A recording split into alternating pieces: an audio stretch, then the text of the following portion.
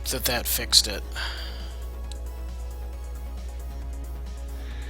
If that did not fix it, then things are going to take a little... Oh, I think that did it. I think that did it. Alright.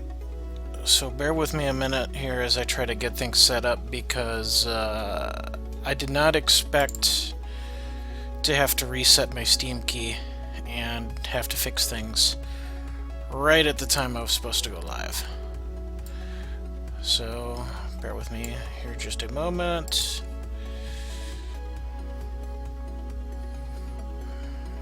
Okay, the game's showing correct, that's all showing correct. And, okay, I'll get rid of this. Get rid of this.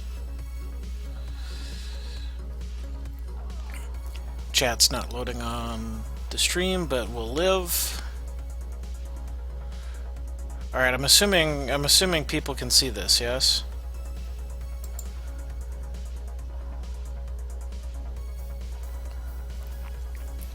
We look good on my screen, so I'm gonna assume we're going through. Alright, so now that that's fixed, good evening everybody, and welcome to the debut of Dungeon Masters of Entrath. I'm glad you could stop by and spend some time hanging out with me this evening. So this is the first time I will be doing the show, so since this is the grand premiere, I think a little bit of an explanation is in order as to how this works and what exactly is going on here. Let me pull up the map. In Dungeon Masters of Entrath, everybody has a dungeon that you are trying to work your way through. One player at a time will compete in the dungeon. I serve as the role of your dungeon master. I play the decks you will work your way against. And as you play through the dungeon, you work through the decks in the specified order to go along with the map here. So all players, when you start a dungeon run, will start in the first room, automatically go on to the second for this particular dungeon, and then there's a choice of rooms 3 or room 4. As you can see here, room 5 is locked, so a key needs to be found in an early encounter. Then room 5, that leads up a set of stairs to room 6, and then from there, choice room 7 or 8. So that's kind of how a person can make their way through the dungeon. Along the way, every dungeon will have its own different deck building rules. For this first dungeon, any deck is okay for rooms 1, 2, and 3, as well as 6 and 8. Room 5 has its own special rules. In room 5, you can only use a deck that has troops and the shards that you need to use it. Bernhilder, welcome! Glad to have you in here. Glad to see things are coming through. So room 5, troops only and shards for this particular dungeon. Room 4 and room 7, no rare or legendary cards can be in your deck. It can only be commons or uncommons. Now I will say for dungeons and for deck building rules in this kind of a challenge, the AI, or in my case the Dungeon Master, cheats. Most decks in the dungeon will obey the same rules I am asking challengers to operate under. So if you can only use commons and uncommons, generally speaking the dungeon can also only use commons and uncommons. But there are exceptions to the rules sometimes where the dungeon's going to have access to special cards to help make things a little bit more challenging and feel a little bit more, like it's a competitive campaign experience. So I do need to get one other item up here real quick. So bear with me just a second. I had everything perfectly set up and then I had to reset my computer and fix my stream key to be able to go live, which I was not expecting. So I need to make sure that everything that we need for the next couple hours is properly working. Okay. Should be good. Should be fine. So this may be something kind of easier, learned through observation as we go, but I think I kind of laid out the gist of how things work. Um, Now, I will put up here, since chat's not working. Um, Here's your initial grand prize for the first dungeon. The first person to clear the dungeon is going to win a Cloud King sleeve code, a draft pack, a Shards of Fate legendary chest, and 24,000 gold. And there are some prizes hidden throughout the dungeon along the way that can add some extra value, but they're by necessity hidden. Um, yes, Tim Lagore. Eternal Doom 666 here did build some decks in advance, so I do have a first player ready. And my in-game name is Thrawn Eternal Doom. You can go ahead and send me an invite, or send me a challenge when you are ready, because obviously I already have the decks ready to go from my end, and we can get started. Normally, for this, who gets to go will be decided by a ticket lottery. Raisu, Ryan, how's it going? Thank you for stopping in. We are about to begin the first dungeon run here. I have a loading ring. Is that my Twitch or your stream? I have my stream up, so it's looking like it's me, or it's looking like the stream's okay. So we'll have Eternal Doom running first because it's like 2 a.m. for him, and he's hardcore enough to post his decks in advance. Then further after this dungeon run, and you get your first kind of walkthrough as to how this will work. From there, future ones will be done on a ticket lottery. Everybody who's in the channel is earning currency automatically just for watching, and that currency is what you will use to kind of enter in for your chance to win your slot to challenge the dungeon. You can also save up your tickets for periodic prize giveaways, for special long-term things. Between matches, I will bring the dungeon map up again, so in case the challenger needs to look at the map to remember which room they want to go to, they can do that. Or so if they have any questions about what the turn order is going to be on the next map, that's fine. Dungeon battles are best of one, so if you win, you move on to the next room. If you lose, it's game over, and it's up to the next challenger to try to complete the dungeon. After this first dungeon run, and while we're gearing up for the next person to have a go, I will also start kind of playing around with giving you some details about the spoiler I have to share with you all today.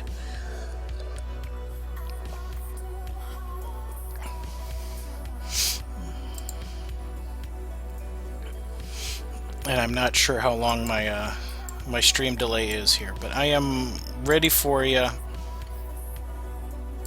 Eternal Doom, whenever you are ready.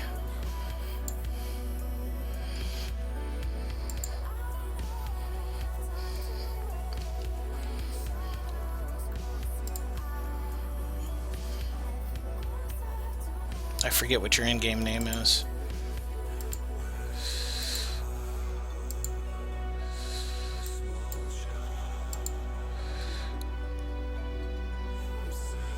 XTCG, forums.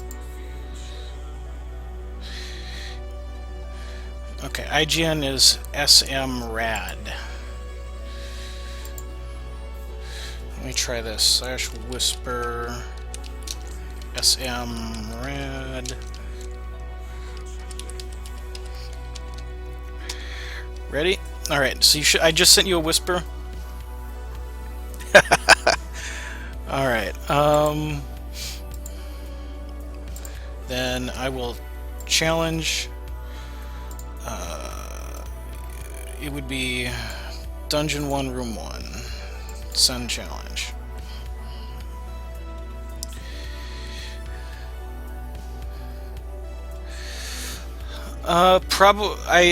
Probably not live while I'm live. That's something I need to fix for next week. I did at one point have that working, where chat was on screen, and unfortunately it broke on me. Okay. So coin flip decides on room 1. So the deck's gonna go. Boss is gonna go first, and heck, we'll keep this.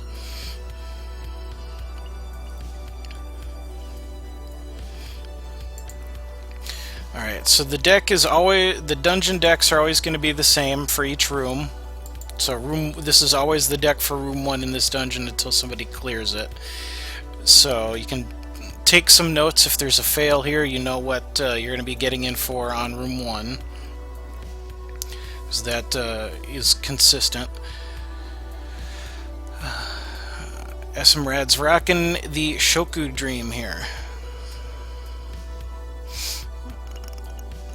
Yep, and I tend to go thematic over raw power with these decks, obviously, because they're dungeons and we're not trying to play a tier 1 meta constructed deck every single room of a dungeon. Going aggro with Quas Ridge. That's a good 1-drop when I don't have anything I can play till turn 3. We'll wait to use the charge power because Azure Fang Decree can put some spiderling eggs into the deck. And Esmrad's gonna slap in the face for 1 here. We'll have to take that. And another 1.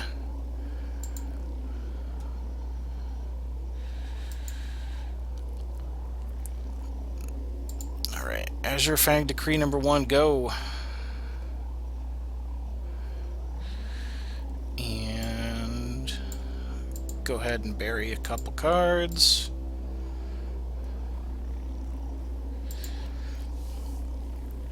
And pass the turn.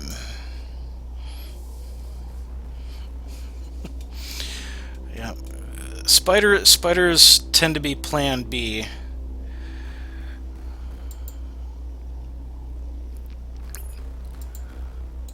Oop. Gas Troll. When you play a Ruby card, this gets +1/+1. That could be a very powerful Dreadling, if he wants it to be.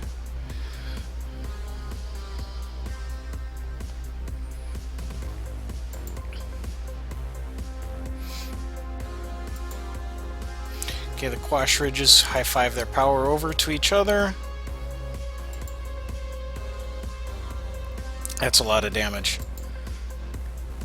Guru of the Wounded Petal.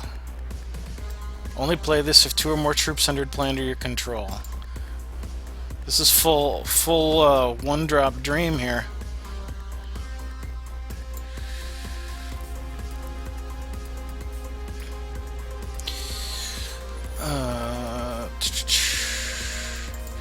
I think the play might be to try to get as many. Only 1 spider? Sad day.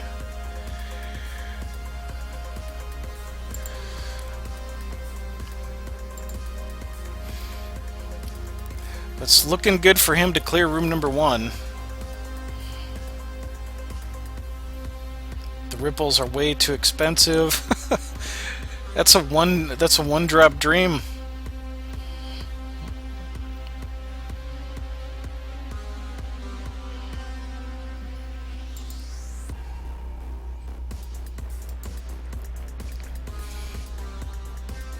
So the only play is to block that. Don't think it matters.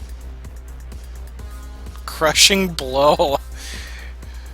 Esmrad sailing through room number 1. Alright, and we'll forfeit because they're best out of 1. Now room 2, the dungeon goes first.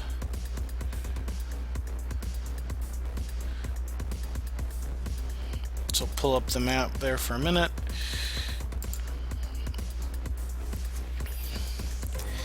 And let's see here. I play first in next room. Challenge when ready. Alright. Lightning fast clear of room 1. Very, very solid start. So I play first in room 2. Just let me know when you're ready. And, you know, I can send you a challenge, or you can send me a challenge. Correct. Correct. If you win the flip, then you decide to play. Yeah, I'm just trying to cover both my bases. Here we go. Dungeon 1, room 2. Accept. I'm going to imagine this as Legend of the Hidden Temple, but with hex. Yep. So this is the first run of the dungeon ever. So nobody has seen any of these rooms yet, so take notes. This is a very bad hand. He changed decks. That confidence.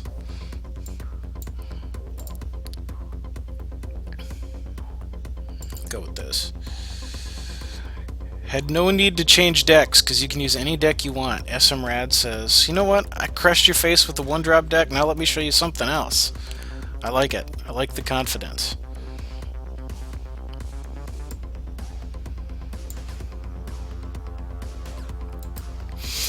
He's got the Wrathwood Colossus sleeves found in the Wheels for Shards of Fate, which I don't have. And these are from Primal Chests and Primal Dawn.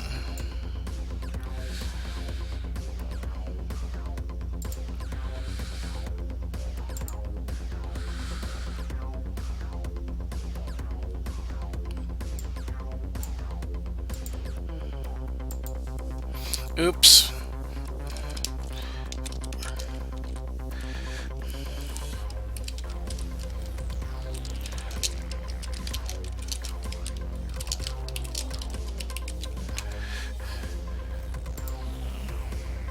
Yeah, this is gonna alter the encounter a little bit, but we'll roll with it. He just went by brute force habit and went first when he was not supposed to.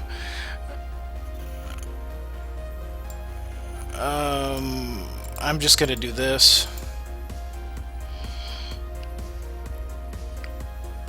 And pass.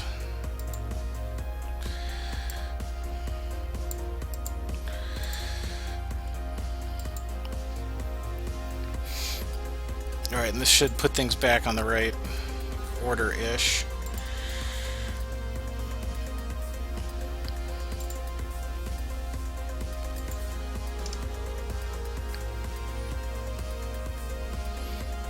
Yeah, the poor charge bot never had a chance. Not gonna let that live. And now we have a warp steel widget. When another artifact enters play under your control, add a warp steel counter to this. And that's gonna make it transform into something else.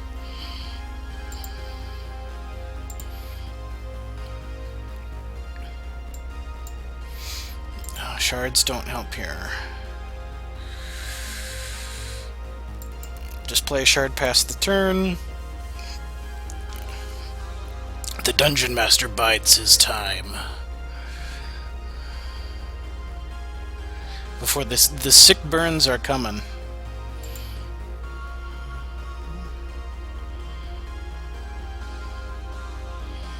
Five charges already. When you have 3 or more artifacts in your crypt, summon a warbot. And so the Dreadlinks will help get to the warbot more quickly, because those 2 plus the charge bot already murdered get them there.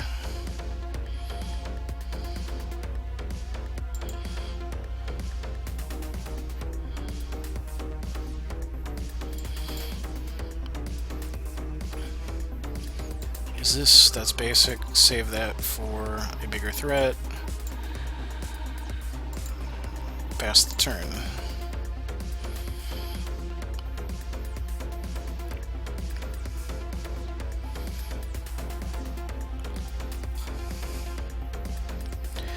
Alright, so at 4, Rad's in the range of being able to start dropping some pretty big threats.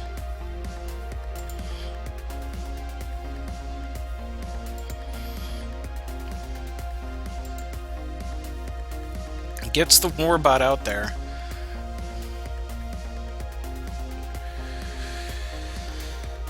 And now this, we're starting to get into the place where the burninating can happen. Heart of the Fire. When an action or constant you control deals damage to an opposing champion, gain 1 for each damage dealt. So that hits the table and gets most of the mana back for it. Kismet's Reverie goes down, creating a bunch of luck sacks. And Benvolio for a card. Electrify all the things. And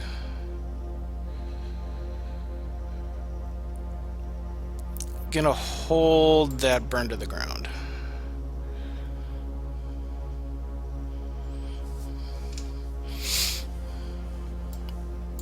Once that Heart of the Fire hits the table, things get crazy.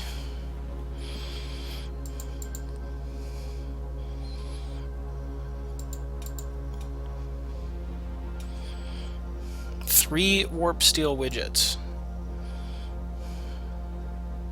one of which has 8 charges, so transform into a random artifact with cost equal to the number of counters on this, so that could become an 8 drop.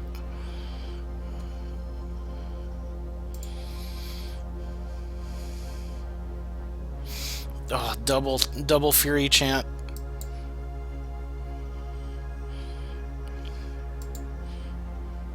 Gets the Guardian.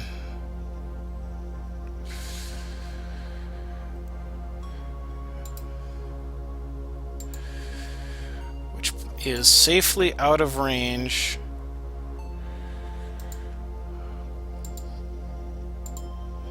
Oops.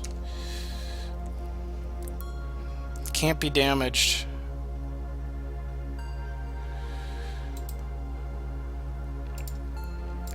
Gonna pass the turn here, which may be a mistake.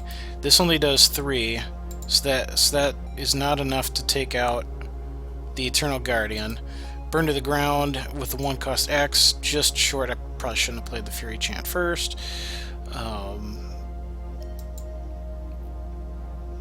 So the Eternal Guardian is currently unkillable, but it has a short life. It may have a short life. Who knows? There could be a counter spell living over there. Swings in. Okay. Benvolio takes 4 to the face. Luck Sack gets dropped. Gets health. Badly needed health. Loses it all immediately. And all of my luck sacks are voided. Oh, that turn.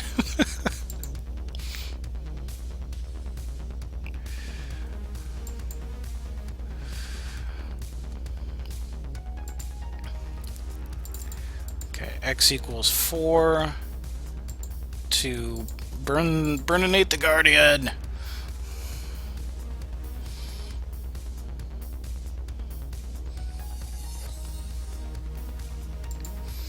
Do a Fury Chant.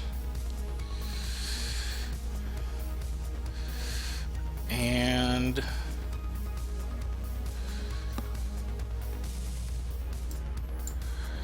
gonna take a risk and remove the threat there.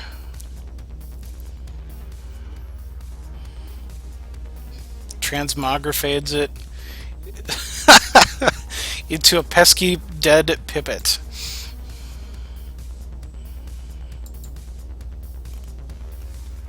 And we passed the turn. Yeah, we got a party up in here. We got Hex Risu, we've got Hacky. We have our first ever dungeon attempt here.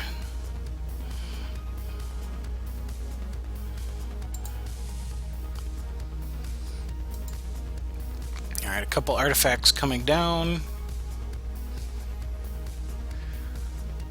But is it too late?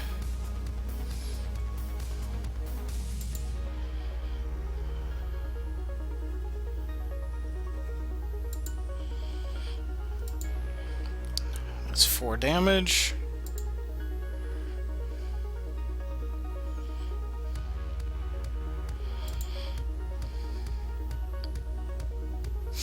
Oh, I think this is it. Kismet's Reverie. Luxacs are considered constants. That should do it. Boom! Unfortunately for our opponent, could not push through on the second dungeon, or the second room. But it was an excellent attempt. Nice try, Eternal Doom, SM Rad. I like the cockiness of completely murdering the first room's face, and then immediately switching to an entirely different deck. Like, yeah, I got this. I respect the confidence there. Unfortunately, it did not work out against room 2.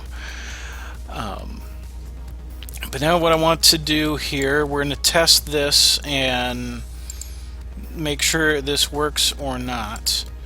I'm going to set up a giveaway. Name of giveaway, dungeon entry. The ticket cost will be 1, and everybody gets their first ticket free.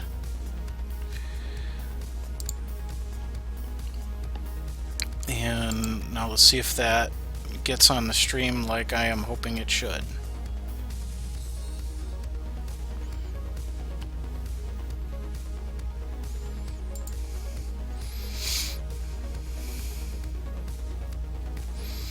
Okay, it's up. It's a little ugly, but it's up. You can type exclamation ticket. I'm going to need to change the color on that because that's just bad. We'll move this over so it's hopefully a little bit more visible. But yeah, type ticket and a number if you want to enter into the dungeon. How many times are you planning to run each? How many tries are you planning to run each time? If you mean like each week, it's really going to be time dependent. I plan to stream until 10 p.m. Central, which should be another 2.5 hours. Depending on where things stand, if a run finishes just, at like 9:45 or something, and then I will cut it off there. If somebody's mid-run and 10 o'clock rolls around, we will finish up their run. I'm not going to cut somebody off in the middle of a run. They will get to have their entire run, win or lose, to see how it plays out. But normally I am plotting for 3 hours when I do this on Wednesday, and probably 3 to 4 hours on the days when I can do it on a Sunday. So that's kind of the rough time block plan on it.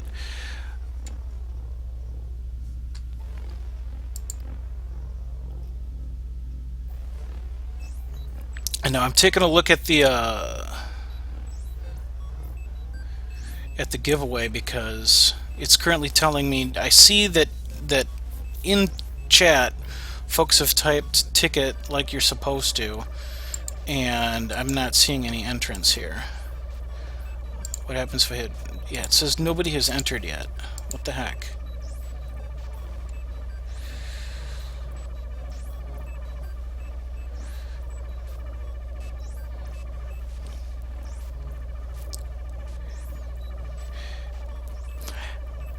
Yes, you can. Eternal Doom. From Ticket System, if you happen to win your way in again, you can re-challenge. So here's... I don't know if people have to go to that link or what. But yeah, the bot commands are not working. Hold on, I'm gonna kill the bot and then try to relaunch it. Okay. So let's see here. I think the bot, with the issues I was having, I think the bot failed to do that properly. So we're gonna try this one more time. Dungeon entry. Ticket cost 1 credit. I don't know if anybody even has credits yet because of that bot error. I will start this. Okay, it looks like it's working this time because the bot is now posting in chat. Yeah, you're supposed to get 1 per minute, so and I gave everybody a free ticket here too. So I think the bot not working cost people their early on tickets. So sorry about that. It's been unintended technical difficulties on our pilot episode here as we work out the kinks. So I'm gonna let this run. Unfortunately, you can't see the timer. I can, but I'm gonna let this run a couple minutes and bring up phase 1 of our spoiler reveal for this week. I was super excited that I asked Dinotropia if it'd be possible to share with everybody a spoiler on this stream as part of the debut of Dungeon Masters Entrath. I fully expected to get a no, but I thought, hey, never venture, never gain. Was totally thrilled when an image landed in my inbox for me to share with you guys. So I wanted to make it fun, take it an extra step, and I used my world-class, incredible photo software skills to make my own alternate art image. So in a second here, I'm going to pull up the alternate art that I created for this card, and I want you guys to kind of speculate in chat what you think this card is. Okay, and there will be a separate image later for the rules text on the card that breaks down what it does. So boom, here is your first look at a hot new Scars of War card. What is going on with this? What is going on with this card? And I know there's a little bit of a stream delay, so we'll have to just wait a second for y'all to see it. But okay, it looks like it's live. It definitely has the googly eyes.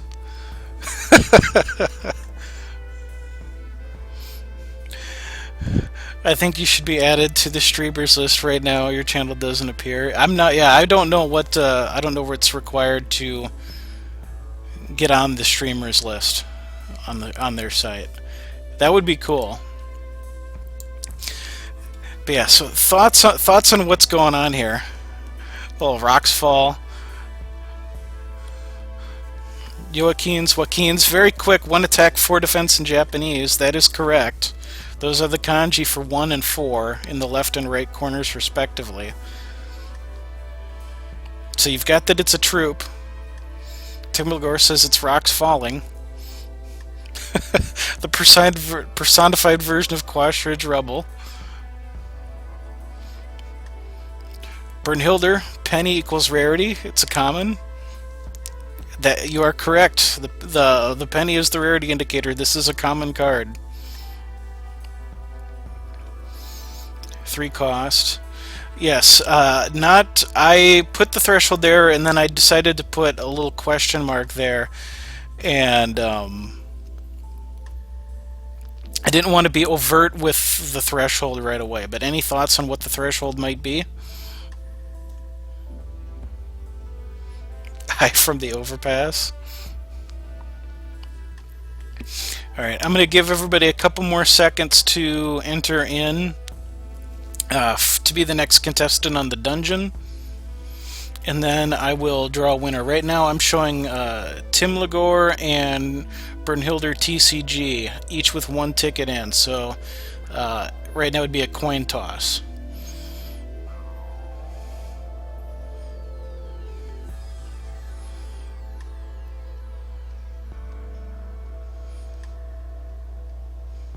Totemist isn't common, but it's the only one I can think of.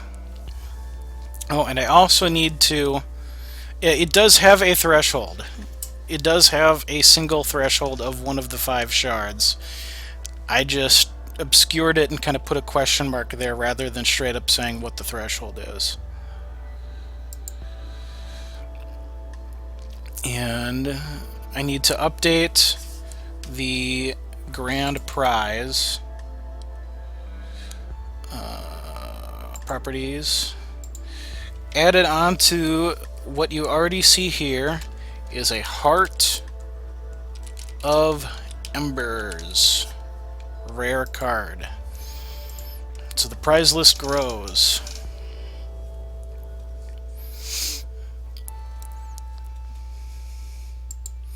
Alright, and I'm going to momentarily hide the AA again, and we're going to draw a winner here because it's been about 5.5 minutes. And the winner is Tim Lagore! Tim Lagore, you are the next contestant on Dungeon Masters of Entrath. Rocks with googly eyes. Rock Elemental.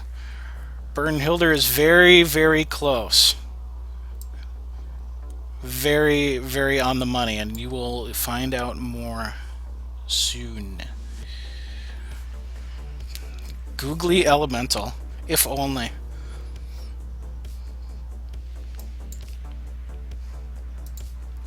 Oops, alright, so I'm going to put that away for a minute.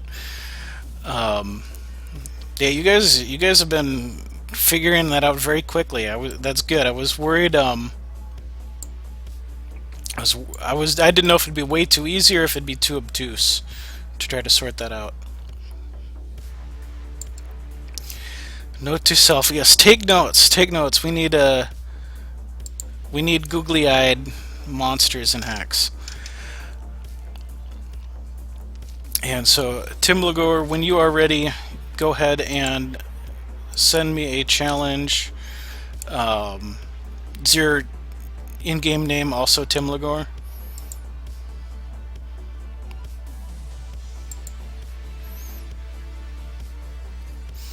Living Rock Slide.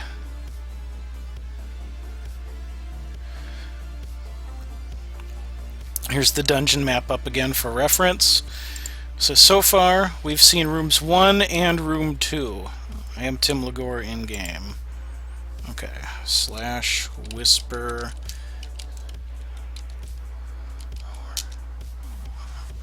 Ready when you are. Spelling doesn't matter.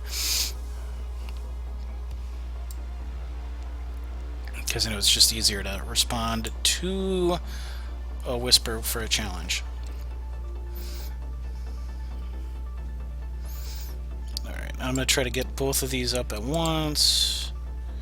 We'll move... Oops. Move that over a little bit. Oh, no, we're going to take this down. Because we are ready to roll. Dungeon 1, Room 1. Yes. First 2 rooms, first 3 rooms, if you do them all in sequential order, are any deck.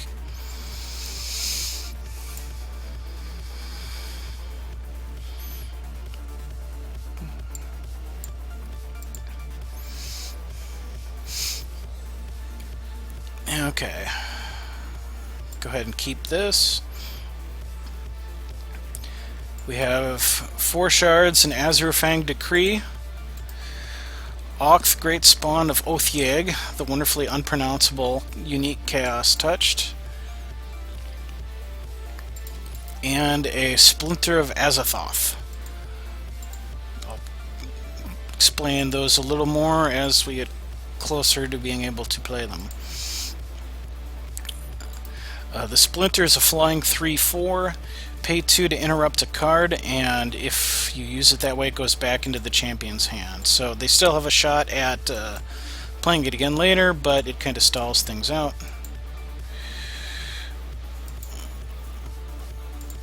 I'll pass the turn.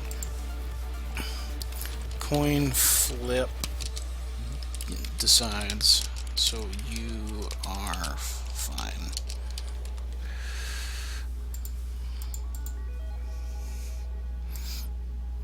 Goes with the Harvest Moon into a Starlight Pathfinder. And is now the official supporter of first-time nominees. To celebrate the 59th Grammy Awards, first-time nominees' incredible achievement, Delta created a playlist with music from the first-time nominees. Click or tap the banner. Let's place Lanapla's site for even more prophecy. And oops, finish. Okay, apparently I didn't turn off the giveaway, and that's why the bot was still going nuts. Learning as we go, because it's a new bot. I'd really rather sometimes make my own figures and make my own dreams. From actor to fashion designer. Okay, and managed to get a spider off the top. This is my fashion line. This is my Squarespace. Create your own website with a free trial at squarespace.com. And so for music, our music tonight, I'm using Spotify, which I don't pay for, so every once in a while we're going to get ads.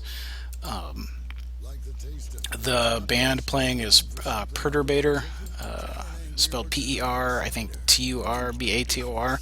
It's electronic music. I know their music is stream safe so that the VODs aren't going to get muted for other people. And then one of my stream projects for next week is to build a dedicated stream safe music playlist, so that it's all music, and we'll be done with Spotify and Spotify ads.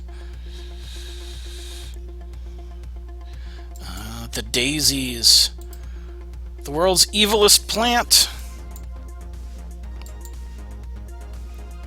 Play those first, then gain the charge power to mill away off a Psychic Ascension.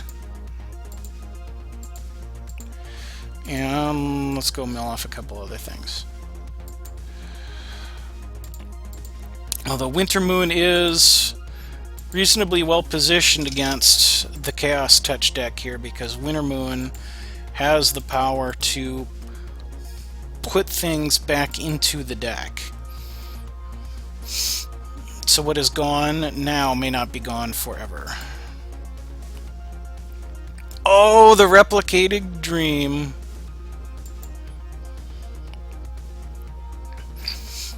And our Dementia Daisies have turned into a guard dog. That's rough. And yes, I did just drop a really bad pun.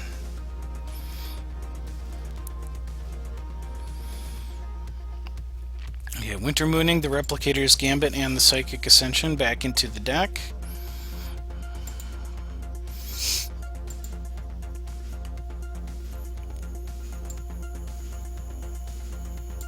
Play a shard.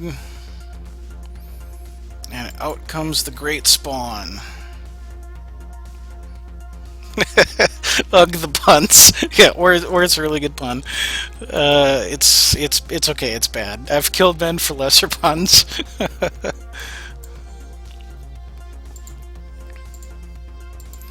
Just gonna use the charge power to bury off a couple. Swing in with the spider.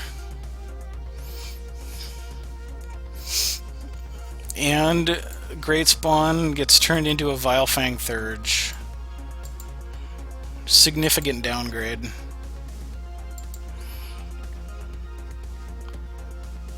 Still enough to block one of the Pathfinders and survive.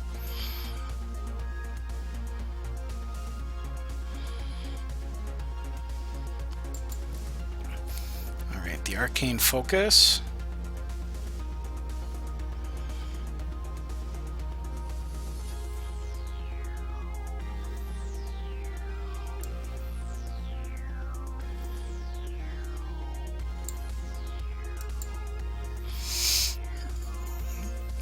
He's taking some time to think out the next move here. Gonna charge power to put a Verdict of the Ancient Kings and Transmogrifade back into the deck.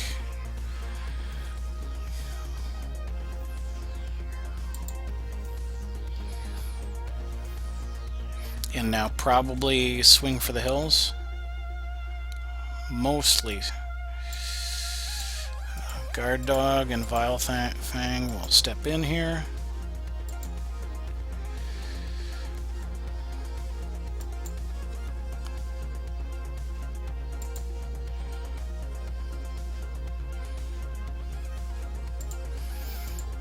Charge power to dump 2 cards.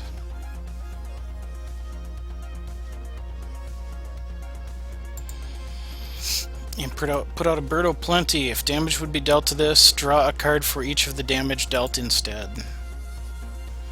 One happy little bird and an island of chaos touched. And it's countered. Bye bye, birdie. It was fun while it lasted.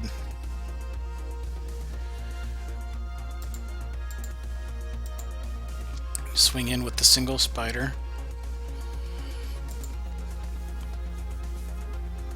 And pass the turn on.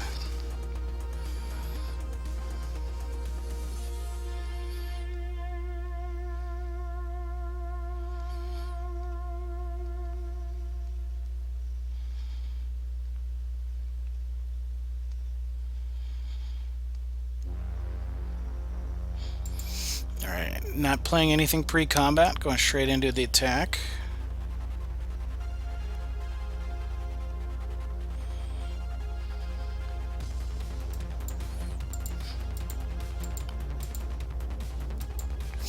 Same blocks as last time.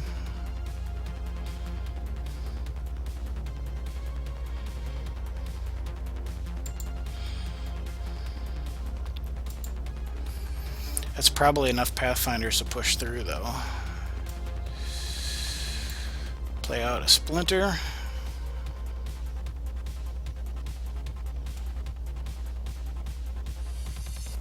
Splinter gets the counter. Alright, attacking with 2 spiders doesn't accomplish anything, so the dungeon will hold.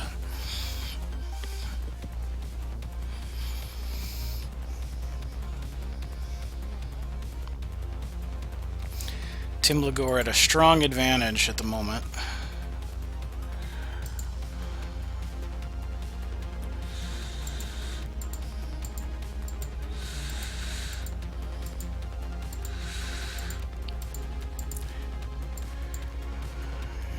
Do those blocks.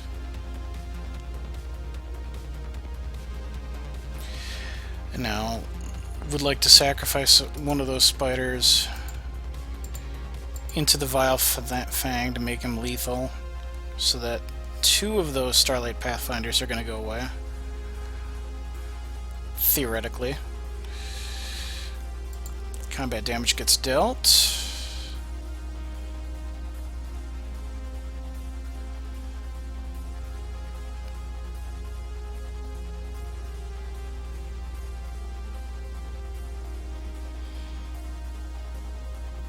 And now do we see anything come out in the second phase? Replicator's Gambit and a Starlight Pathfinder are going back into the deck. And that's the turn. Shard does not help.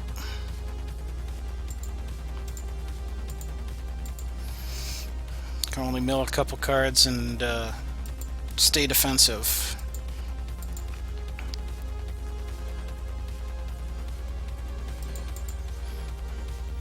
Harvest Moon, Starlight Pathfinder. I think that was a replicated one.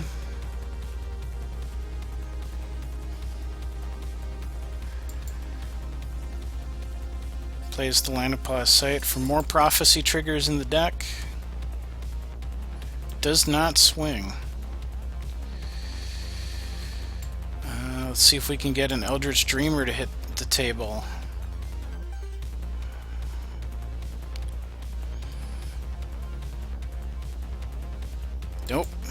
we cannot. It's countered. Play a shard, pass the turn. And Timlagor maintains a commanding position here.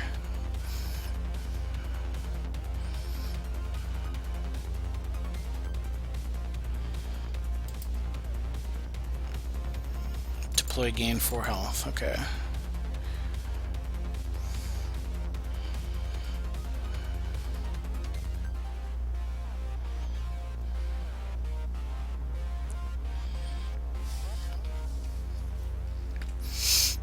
Replicators, Gambit, and Peak are going to go back into the deck here.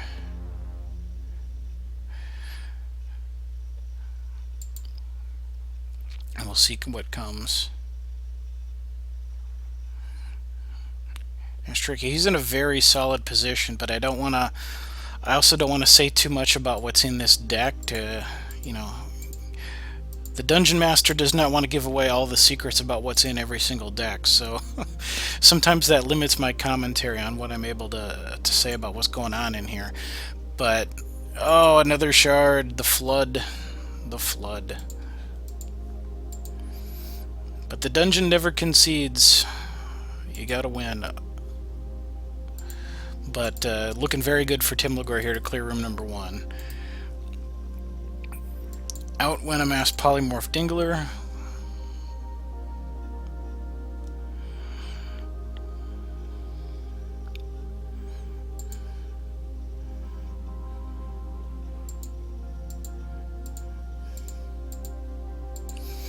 We do our blocks. It's still lethal damage.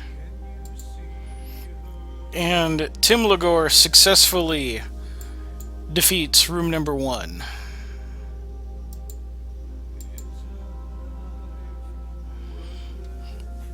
And is now on to room number 2.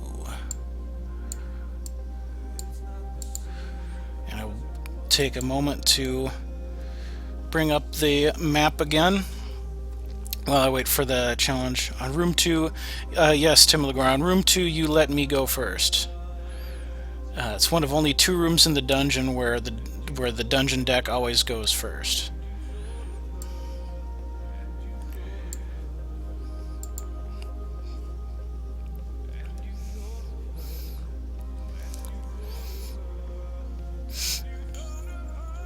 And so this is pretty much a straight line. There's no choice on where you go until room 2 is cleared, and then it's, do you want to go to room 3 or room 4? Alright, dungeon 1, room 2, accept.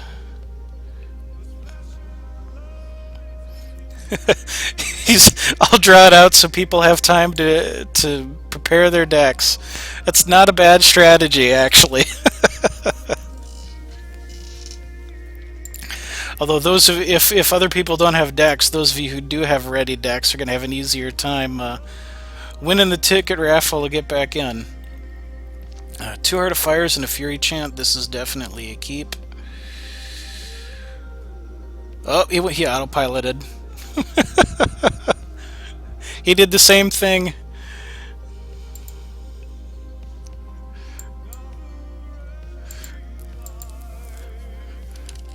Whoops. I might have to revisit this turn order thing because it's confusing people.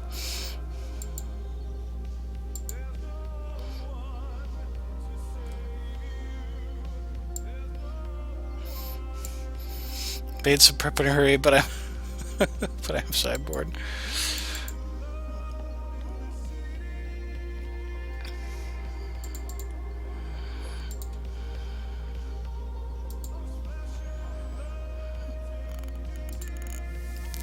Fear channel go down. After 5,000 games of Hex auto-clicking, yep. It is just automatic. I do the same. Like, I won, I'm gonna go first. I'm not gonna be a hard ass about it on the first night, especially with so many more rooms to go. If it's one of the later rooms in the dungeon, I might be a stickler and go, nope, we got to reset. You need to do this properly. If it's like the 5th person to go in the night and they screw it up, I might get a little salty. But right now, Not the biggest deal.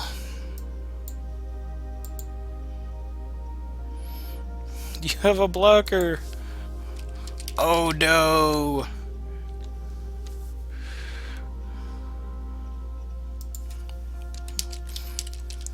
I was supposed to play first. We'll just carry on. Tim Lagore. That instinct is so hard to... That instinct is so hard to beat. Now let it slide.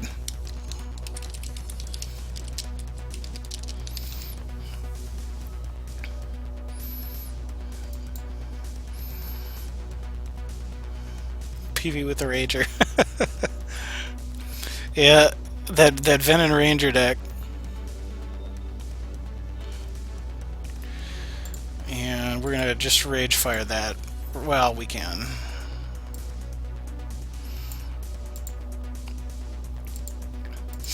And pass the turn.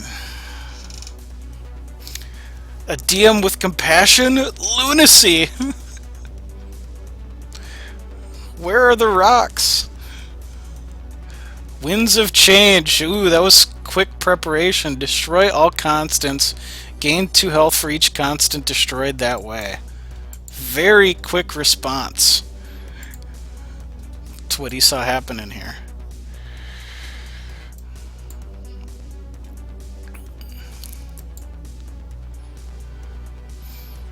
Heart of the Fire will go down.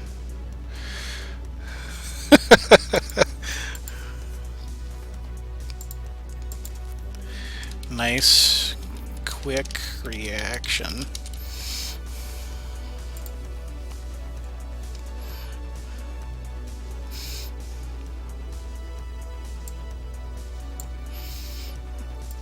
So everything that this deck wants to do got smashed.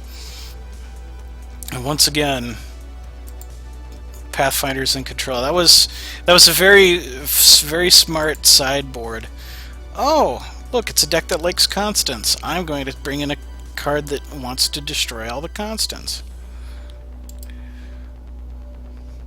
And it's back in the deck, and the Replicator's Gambit and the Harvest Moon go back in the deck.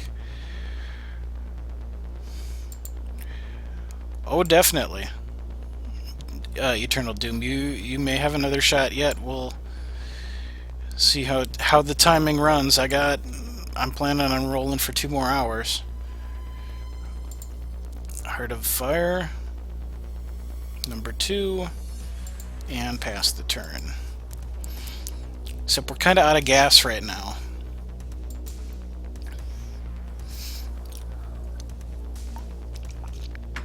Winds of Change again. Comes in like a wrecking ball. Hashtag wrecked. And the Starlight Pathfinder that was prophesized and has Replicator's Gambit. Tim Lagore's up to 41 health. Benvolio's sitting on a crackling bolt and a burn to the ground.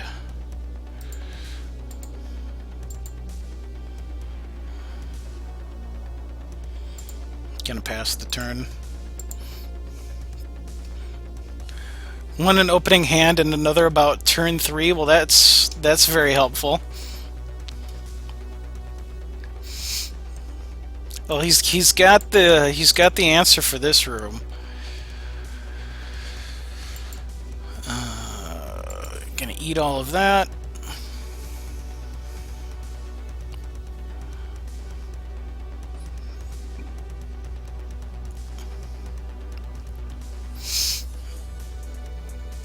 The Electrofry could take all of those out, but very high probability Tim Lagore has a counter magic or a Verdict of the Ancient Kings in hand.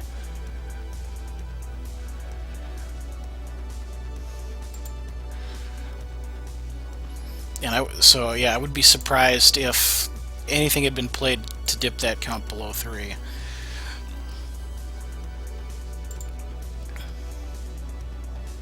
We got it.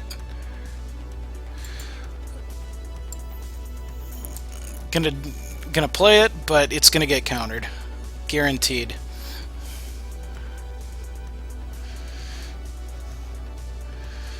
I would be shocked if that went through.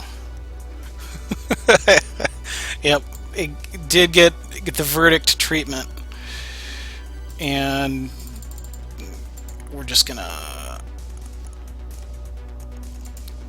flame in the face for spite.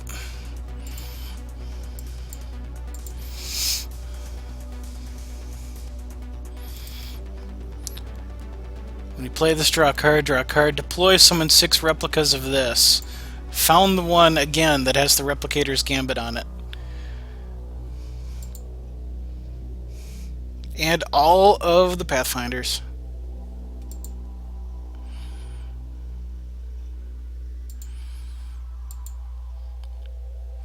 Boom! Room 2 goes down. Timblagor is safely through, and now has the choice of either going to room 3 or room 4. They do not have to be tackled sequentially. Either is a viable choice here.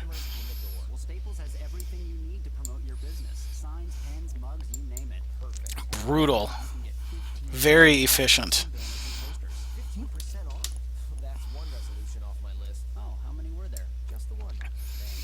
Alright, so now just let me know which room you're going to next, if you want room 3 or room 4. That way I don't screw up and pick the wrong deck. Where's the room descriptions? There are no room descriptions. They are secret. I may post them or make them available after people have seen them and cleared them before. But I kind of want people to observe and figure it out. So at this point, since nobody's seen them yet, you have no idea what's in either room.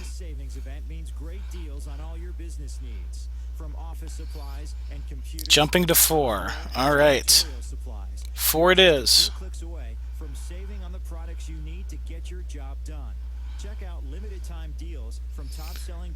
Which one has the glint of gold?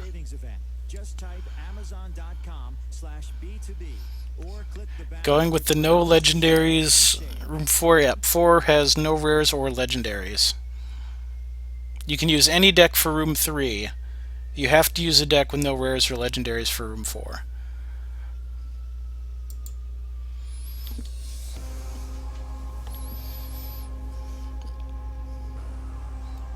I forgot to look at the rules. Alright, well, if you need a minute, I will go ahead and pull up the second spoiler image. So as we previously saw in the stunning alternate art, people correctly figured out that it's a 1/4 attack troop with googly eyes that costs 3 and is common. Those were all previously known. Okay, Timblagor wants to make it room 3. Alright. Room 3.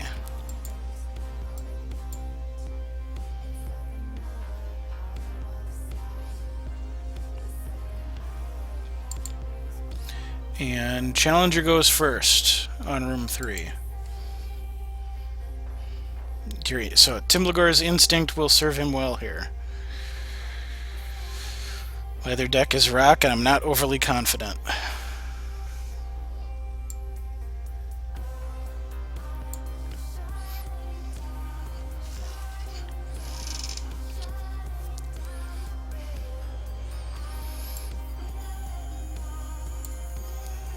Okay, and you can go first here.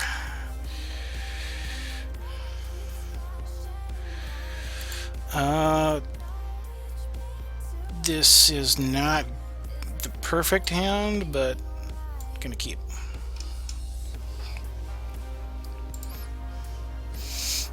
Yeah, Ogorn.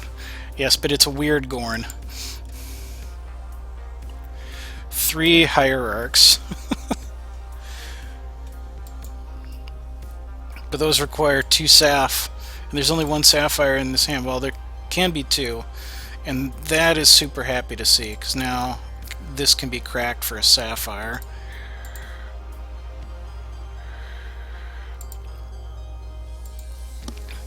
So mana problem sorted itself out quickly.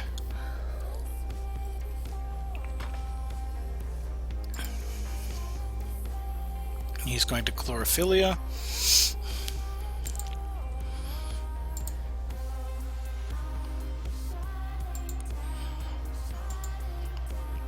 Okay, nothing until turn 3. Oh god, well this might be brief. Lanapaw's Sight. I for one welcome our Hierarch Overlords. All hail the Spider Mother.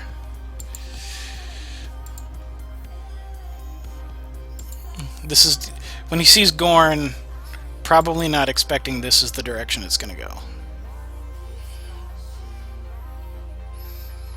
But we got rage spiders over here. Rage spiders.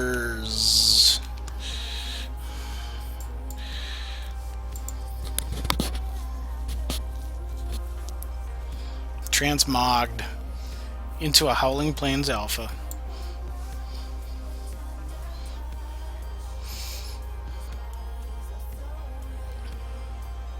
To lose the synergy, but hope that's not needed too badly next turn.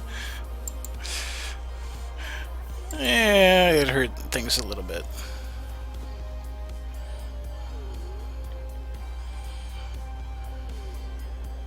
Replicator's Gambit onto the Pathfinder before we have any chance to kill it. So it's now safely tucked back in the deck for now. And the Replicator's Gambit and Transmog are going to go back into rotation.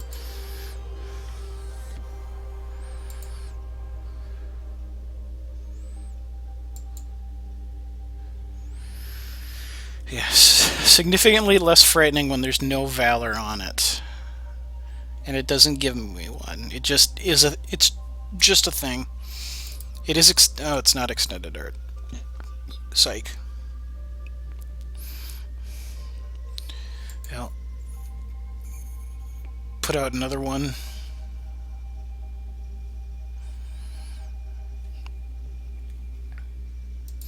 And swing in. Well, the path is still clear. And the Hierarch gets transmogged into an all in the clamily, as Alu would call it. Which is completely worthless. At the end of your turn, if you control 2 or more troops with the same cost, sacrifice this. Oh man, now I look like a troll. I swear to God, I didn't know this was coming straight.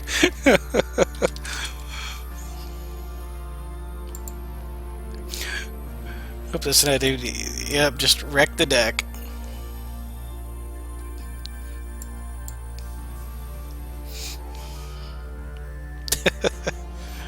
It's okay, there are many rooms in the dungeon yet.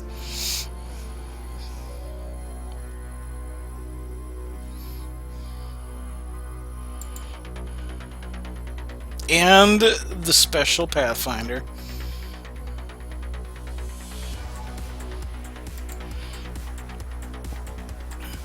Gambits it again.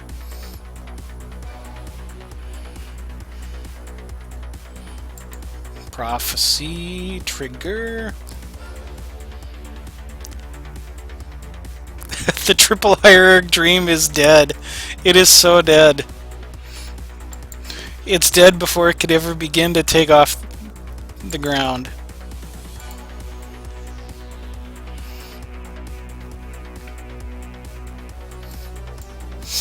But we have a Tribunal Magistrate. Spiders are +1 for each venom we control, and when an opposing champion plays anything that's not a resource, create 2 spiderlings. How many seconds does this last before it's transmogrified?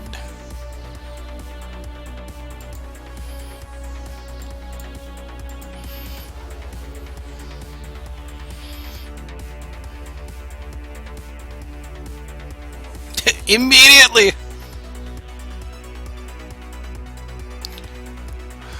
Yeah, no, I think Pathfinder's gonna have a quick win again.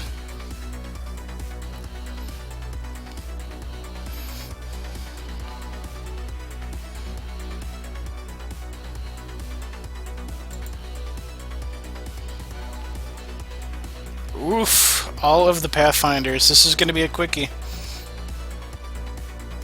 Transmogrifate into Soul Cavalry.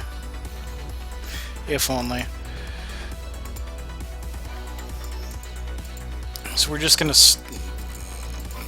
make blocks to stall for time.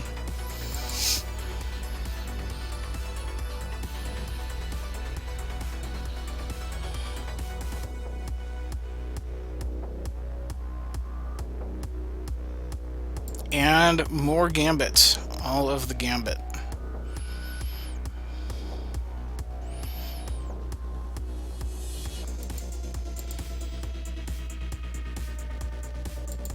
Returns the lethal weapons back to the deck. Alright, so I think the play is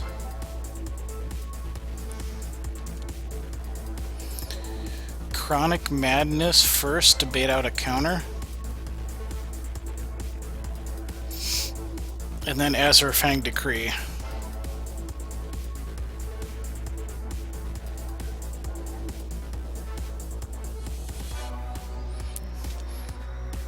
Yeah, this Pathfinder deck is having no trouble at the moment.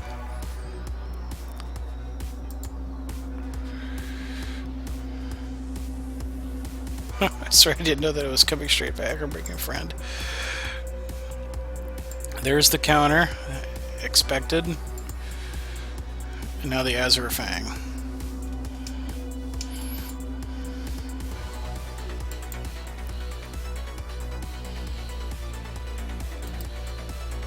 Oh my god. Deploy, summon 6 replicas of this, 6 replicas of this, 6 replicas of this.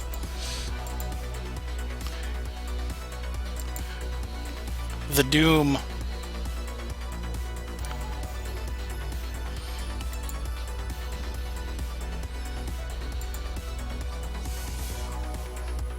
And that is how you utterly destroy an encounter.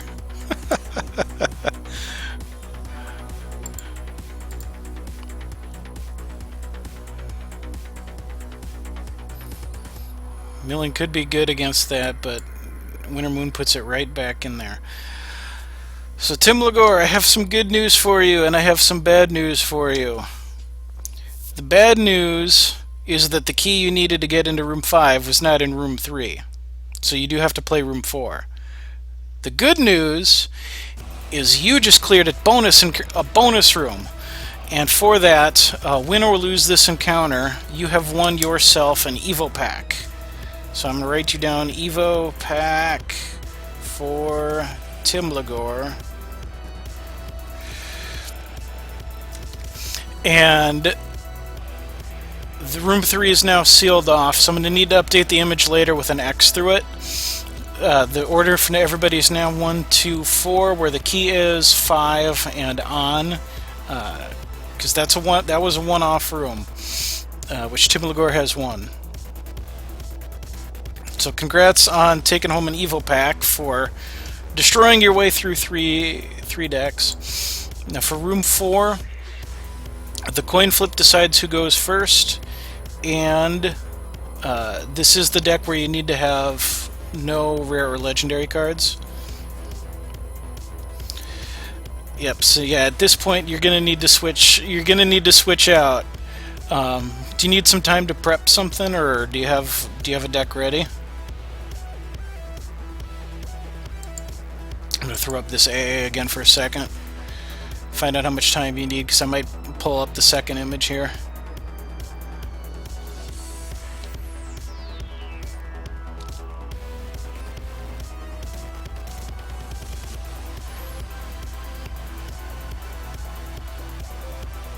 Better check. Okay. Well, Tim Lagore is checking his readiness for the next room. We have seen this alternate. We've discussed this alternate art for the common troop. Now I will reveal the text on what the card does.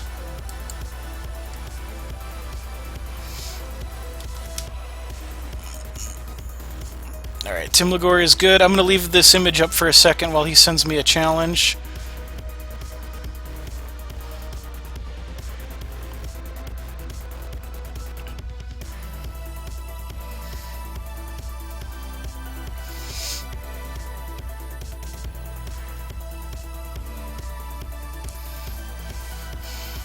Yep, Elemental is correct. Now, Tim Lagore needs to sort out his shards. Okay, so Tim Lagore still needs some time to get his deck in order. So here's your pictorial spoiler. Empower, Crush, not Empower. I'm a huge fan of Primal Dawn. I would love for Empower to come back. Brunhilder's close. When you gain a charge, this gets +1/+0 and gains delicious orange soda. That'd be an amazing card too. When you use this power, charge power, this gets Crush.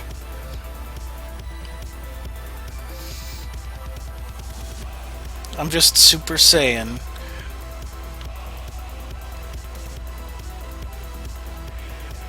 You're close that it. I mean, the Crush. The Crush is kind of pretty obvious. +2 Curse. There, D-Joe got it. Because here's Trunks from Super Saiyan 1 to Super Saiyan 2, so you gain +2 attack.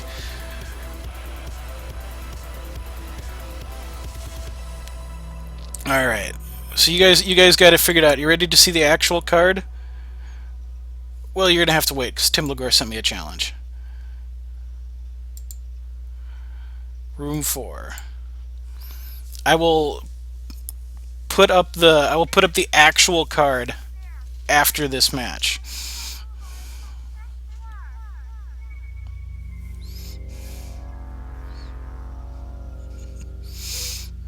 Gonna go first. Tim Lagore with Yodel. And that is a rip. This isn't good, but we're gonna keep it.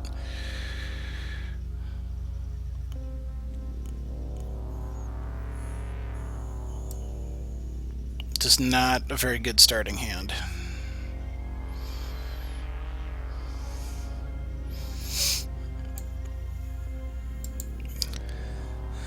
Whoops, memory is like a sieve, or more a colander. Deck. Okay.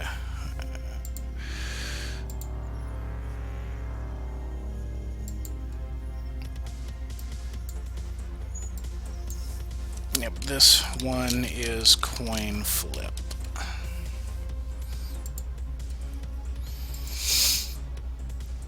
Alright, he's playing classic. Probably a pretty classic Yodel.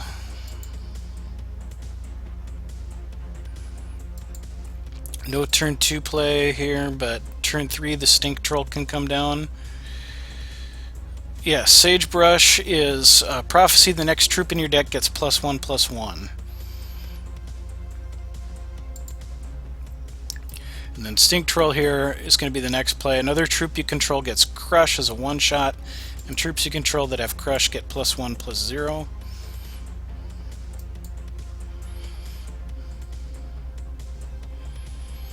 So we'll use the Prophecy power. Take our shot in the face. And play Stink Troll.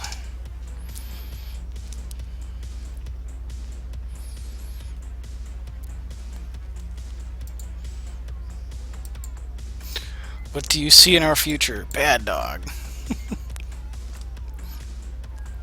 No! The burns.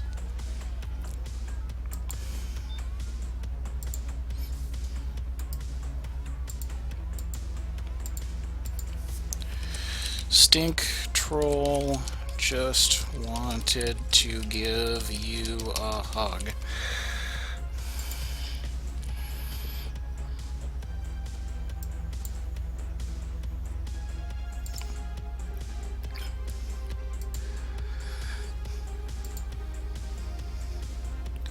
Ooh, that's a good hit on the prophecy power. Grove Whisperer 4/6 that deals double damage. Now, I don't know that the Ashwood Apprentice is the play.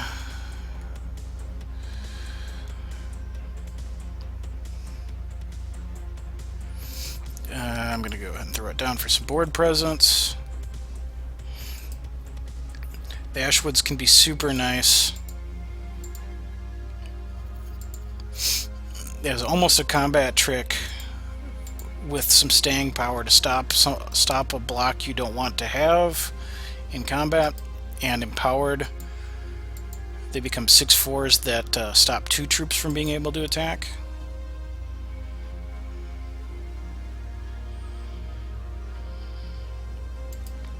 Alright, the Ebony Pawn, tap it to, or exhaust it to do some damage.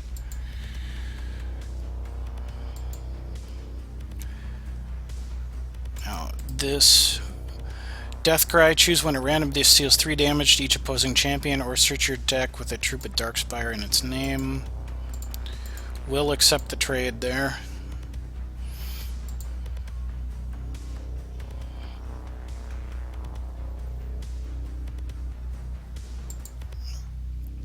And out comes its replacement.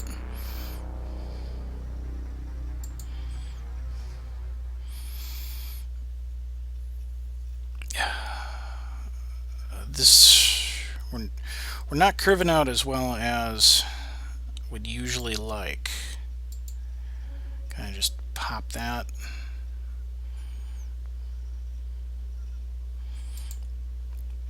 And pass the turn. Us orcs have very sensitive noses, so no stink troll hugs.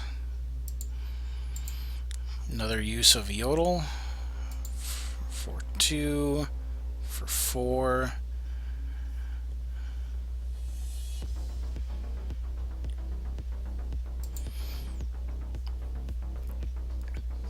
How much does it cost to... Okay, it's 3 to break that. Has his own Crackling Blast. A shard would be great. That's a shard. Power. Yeah, it might be, just because it keeps going.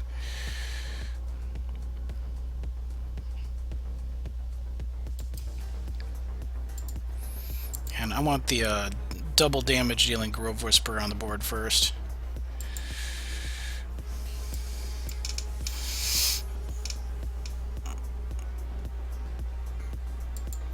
Alright, another Yodel activation.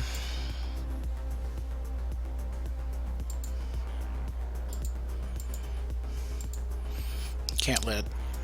It's either 2 damage or it's 3. Oh, I guess it's 4 because of the Yodel power.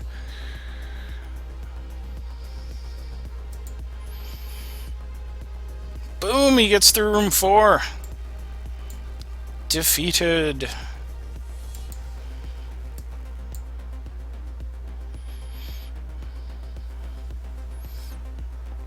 Alright, so let's pull the map up. Tim Lagor found the key to get into room 5. This is another custom deck.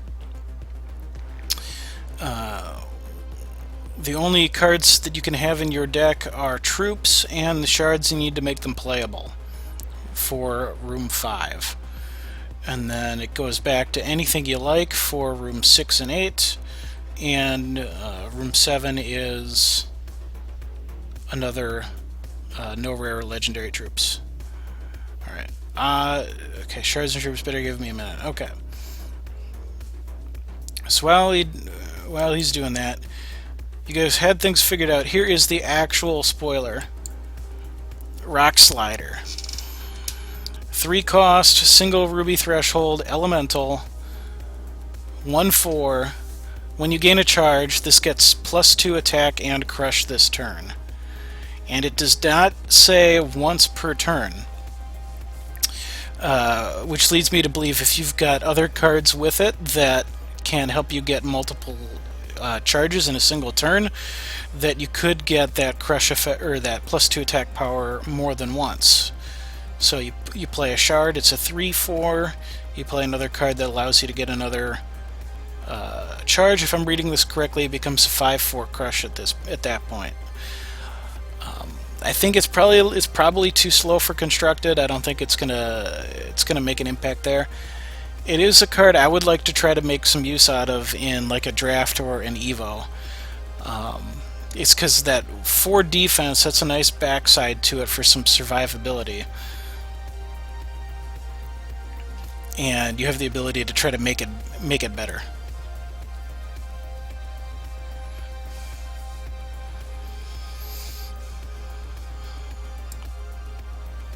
So those are kind of my early thoughts. I'll see what you guys think of it. Each underworld you play grants a charge.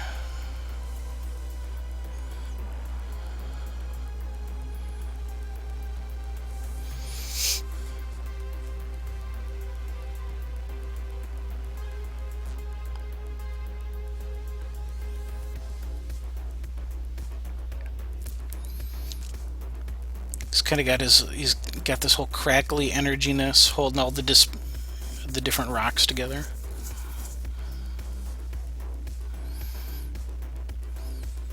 So yeah, it could be fun. I haven't seen through enough of the spoilers to know how many new cards there are that are going to have gain a charge attached to them. I know there are a few. There might be a cycle of them, because that's really what this card needs to go off to its full potential. But yes, there's the real card.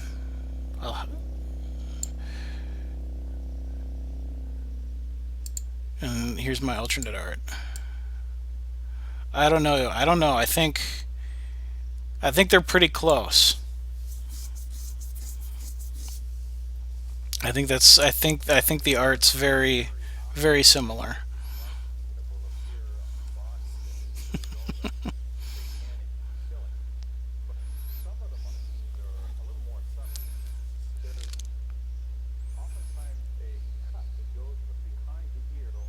Alright, I'm gonna close down my alternate art for a second, and I want to try to set something else up here.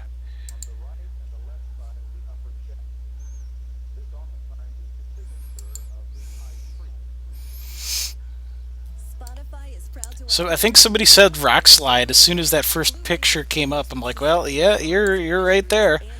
You're right there. All right, contests set up. Rediscover how fun cooking can be while enjoying specialty ingredients and exploring new flavors and cuisines. Get your first 3 Blue Apron meals free. All right, I am setting up a contest for you here.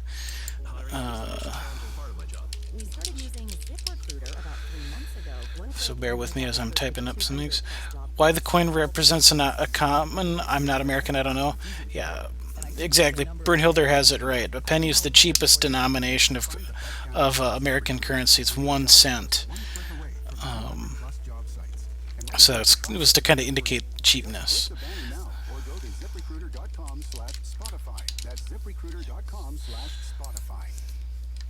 Shop the Winter Rethink Kitchen and Bath event for Home Depot exclusives, like the Kohler Rubicon Center Set Faucet, now at a new, lower price, just $79. Okay, and almost got this ready for you while Tim Lagore is finalizing his own deck. Time frame 5 minutes.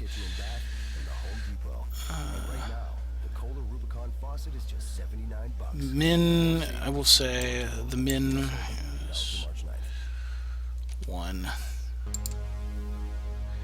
Okay, start. And now let's see if this will show up correctly.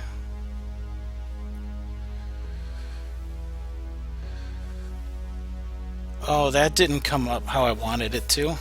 Beta testing. Beta testing. Close this.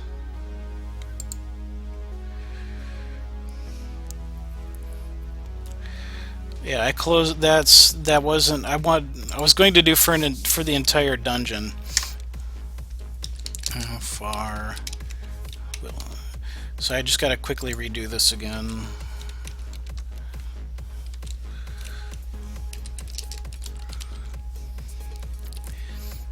I will get faster at this with practice.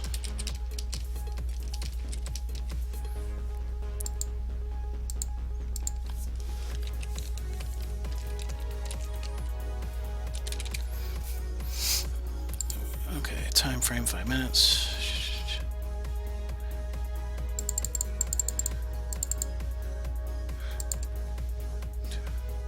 I don't know why that didn't work last time.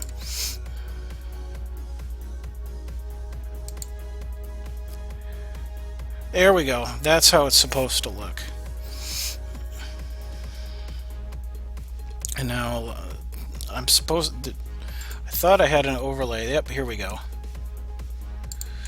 How far will Tim Lagore go? Place bets now. I'm gonna make this bigger so y'all can see it better.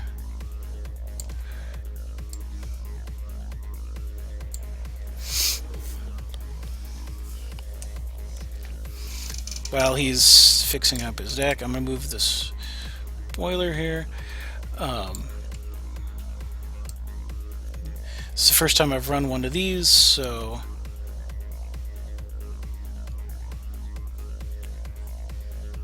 okay, I wonder, it might not show the prize pool until it's done. So to enter into the contest, it's exclamation point, your bet, the letter of your bet, A, B, C, or D, and then how many of your tickets you want to bid.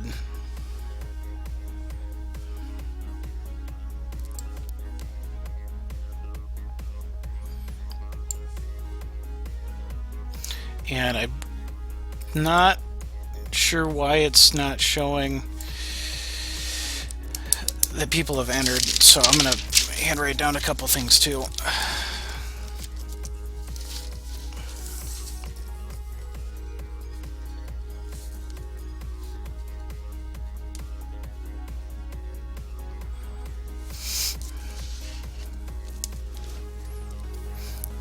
Bet option amount, or go to, yeah, there's the link there too. In Pacific, it'll be on Champion of Solaris, it'll be on at 11 a.m. And Monkronos, yeah, it's exclamation credits with an S, I believe. You need to have it pluralized.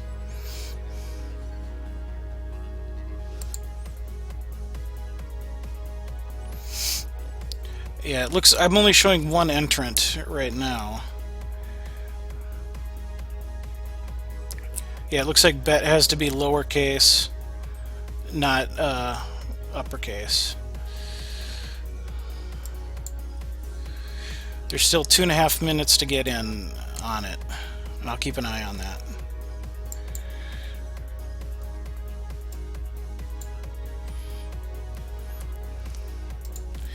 And I need to get rid of some of this spoiler debris because we got a game on.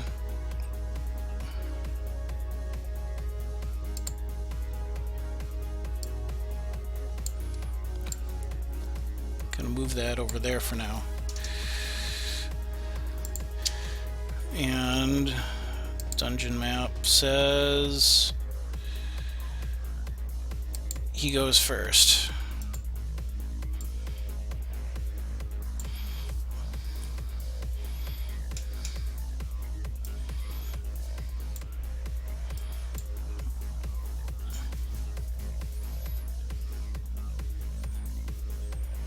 Okay.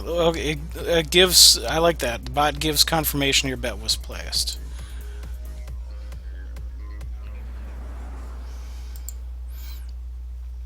Still a minute 15.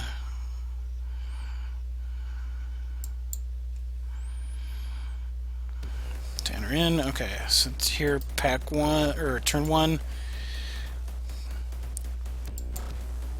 Going to do some pack hunter action.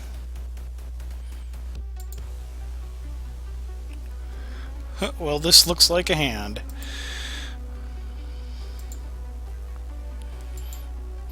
And start our Briar Dream.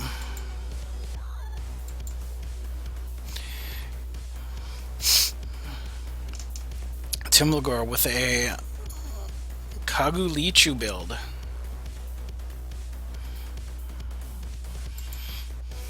I see a lot of bids on Win It All.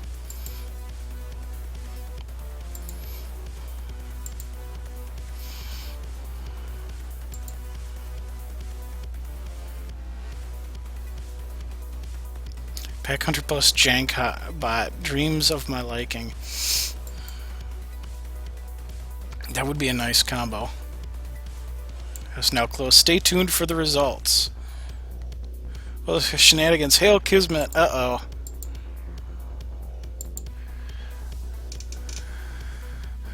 Yeah, I like the overlay. It was surprisingly easy to set that up too with OBS.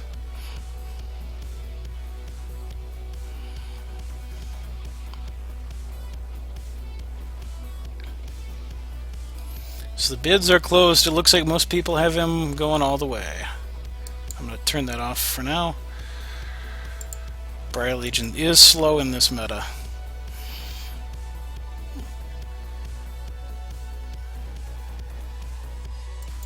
Another rabbit.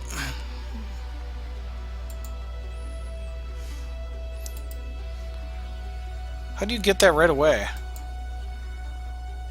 Oh, that had to be a create a random troop with cost less than or equal to. Hail Kismet indeed. One of his rabbits made the giant butterfly. When this deals damage to an opposing champion, your opposing troops get defensive until the start of the next turn. That's devastatingly good.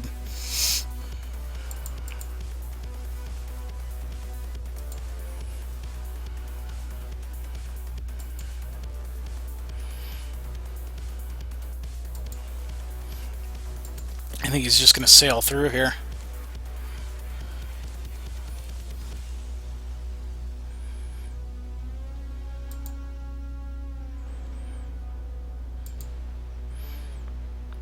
Carnosaurus probably makes lunch of... Okay, takes out the Briar Patch Conjurer.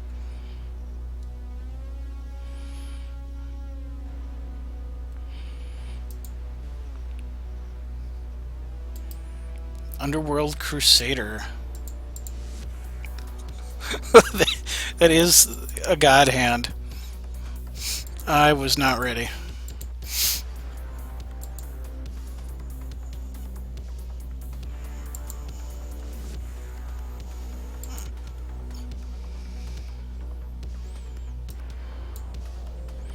Let's pray the crash this turn. That's no good. Yeah, he's dungeon don't concede, but this one's clear. This was clearly a Kismet player. Well, you've seen my starting hand now.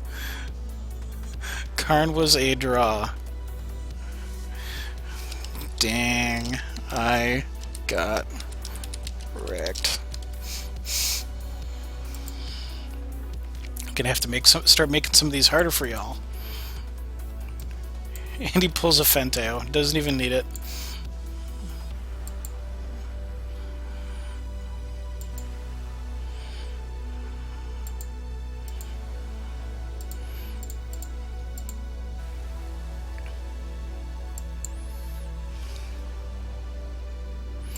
Alright, Tim Lagore is through 5 rooms. Here's the map again. So he's now up the stairs and into room 6. There's something wrong though. I didn't see a single croc, right? Didn't even need him. Didn't even need. I guess it's good I have the second dungeon set and the deck's built for it already. We might be getting to that yet this evening. Tim Lagore's putting on a clinic. BM the dungeon is like BMing the AI, right? Yeah, kinda, sorta. I forgot he was down to 1 HP. Alright, so this is room 6. You go first, and you can play any deck. Room 6. Accept.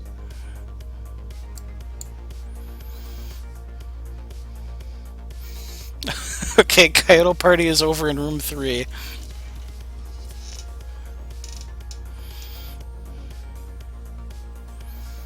I said he goes first, right? Dungeon goes... Chandler goes first in room 6. Yeah, I have to go second. Although I probably should go first with this deck.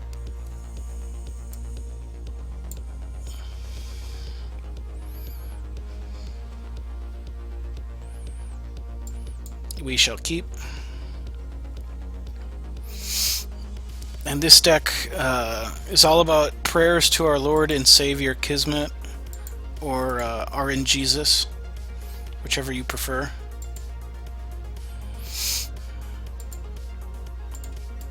The Runier Hierophant is socketed with Steadfast and Skyguard, and deploy, create a random action. The Prestidigitator will make a random action. The Cyclone Shaper make actions cheaper. And Polymorphic Army transforms everything into a random troop with cost X. That little joy may never get to see play with all of the control shenanigans that happen on that half of the table.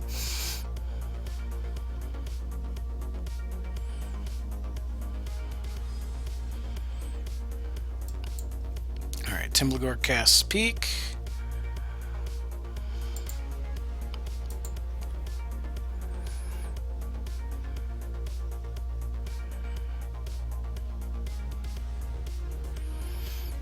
Grabs a Wild Threshold here.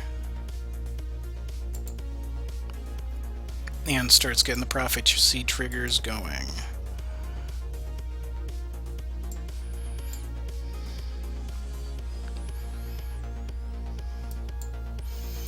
Okay, attack first. And play a Runier. The Hierophant gives us a change course. Look at the top 3 cards of your deck, pick one, put the remainder into the crypt.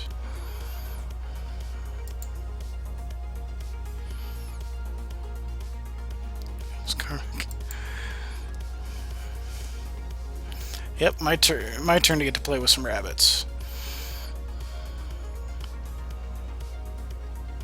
Alright, Peak and Harvest Moon are going back in the deck.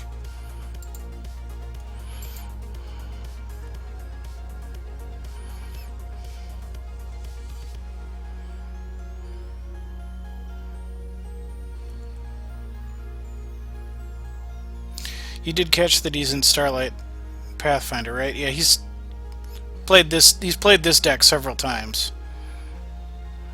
This was the deck he used to get through the first several rooms. So Prestidigitator might get countered.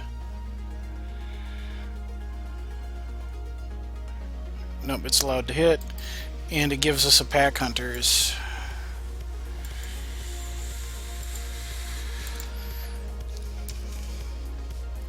Swinging for 5.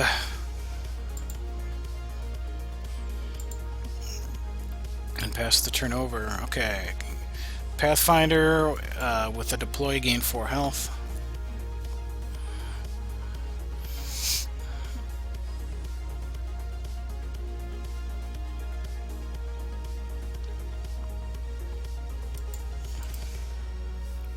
And that will come into play. And immediately get hit with Replicator's Gambit.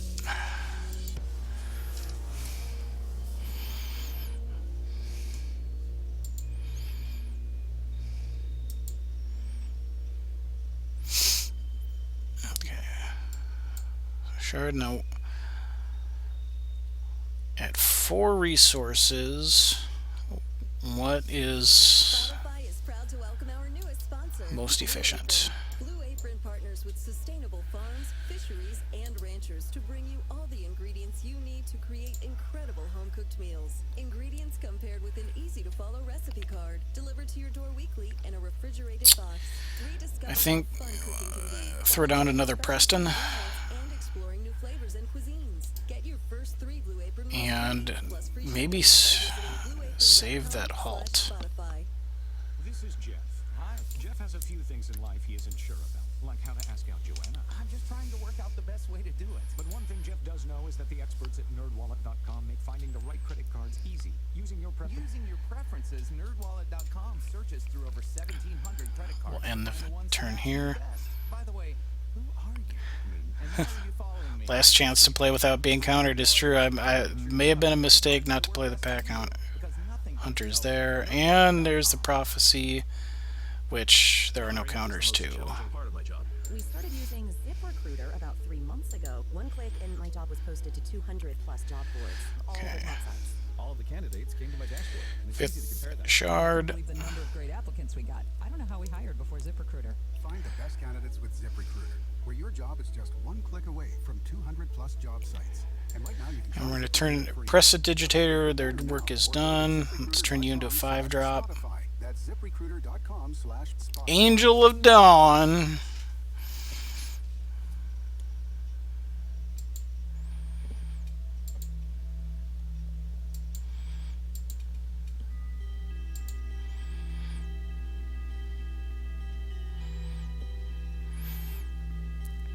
And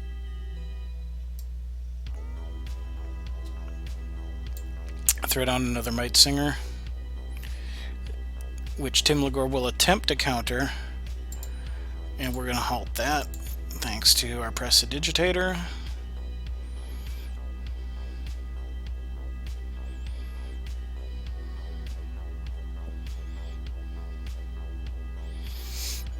And since there's no chance of it being countered right now, Pack Hunters.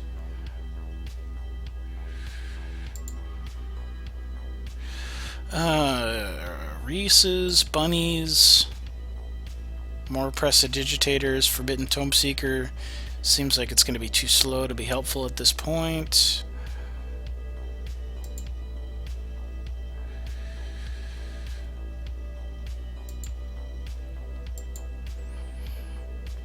I also don't know that I want Storm Clouds because they're going to be slow against a whole bunch of things.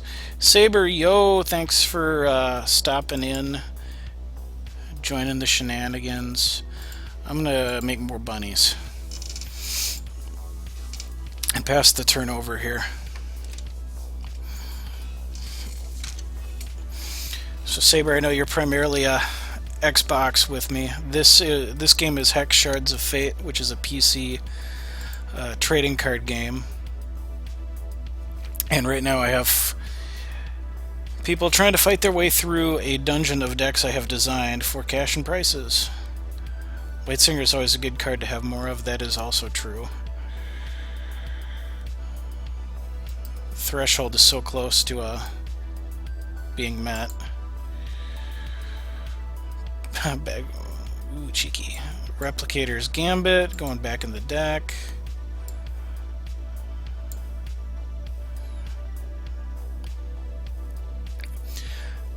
Alright, so there's plenty of Pathfinders out on the board already, and likely to become more in the not-so-distant future. No attack. Plays the Harvest Moon to buy time. Prophecies. We'll go ahead and tunnel Reese.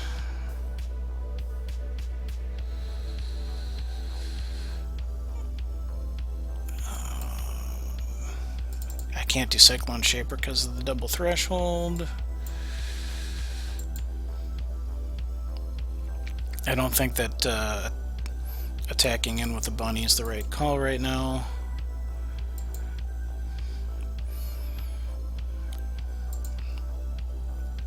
Take the 4 and pass on.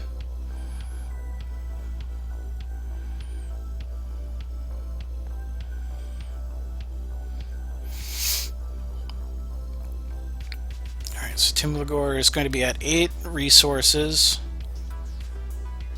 Has enough charges to put all 4 cards back in the deck if he so chooses.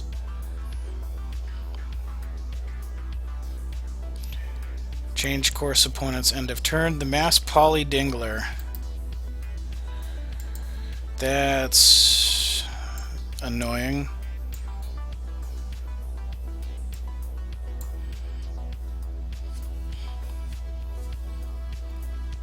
Silver Lining, that cost everything. So potential for a polymorphic army here.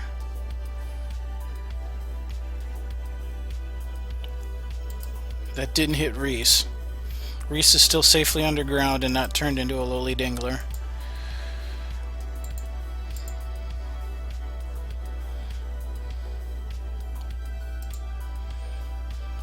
Two, 4, 6, 8, 10, 12, 14.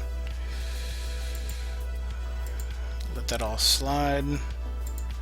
Change course for a Sapphire Shard.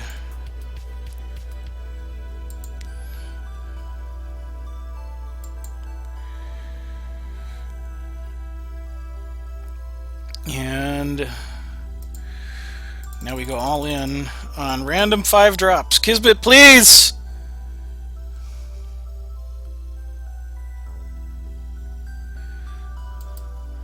Warhulk, Crush, Swift Strike, Carebore Healer, Oakhenge Druid, Seralith, and Bright Moon Augur. I think that wins it. Swing all. Really should have remembered it doesn't have to be played for 9. Tim Lagore! Boom! The polymorphic army is the savior there. Yeah, Alpha.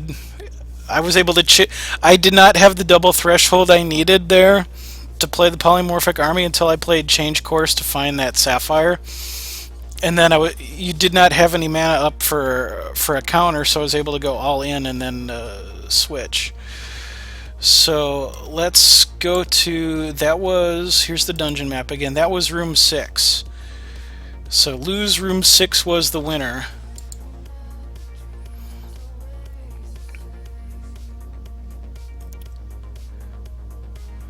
You have picked room 6, lose room 6 is the correct option. Did that pay out to people?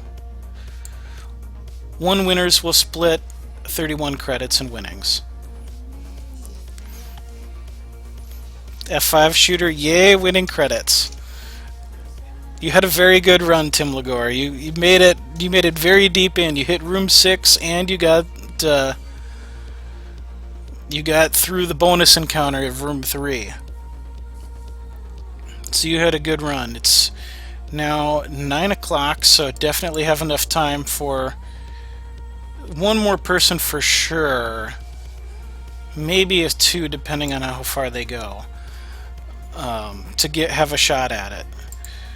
So I will go into the giveaway, set this up. Alright, and let's see here, dungeon entry 1.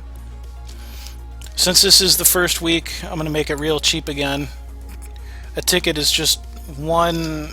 An entry chance is 1 ticket each. Reminder that you literally get 1 ticket per minute, or 1 credit per minute, so you would have the ability to throw some tickets into this if you so wanted. I made a bunch of fun decks. Hey, that's what it's all about. Your first ticket's free, although 1 credit's not that big a deal. I'm going to say the only person who cannot win here is Tim Lagore, because Tim Lagore just did a run.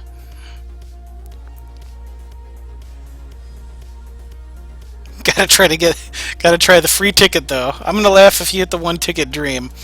And I'm totally okay with people doing multiple runs, I just don't want the same person to do consecutive runs without at least one person in there as a combo breaker. But otherwise, I'm totally fine with the same person making multiple attempts on a dungeon.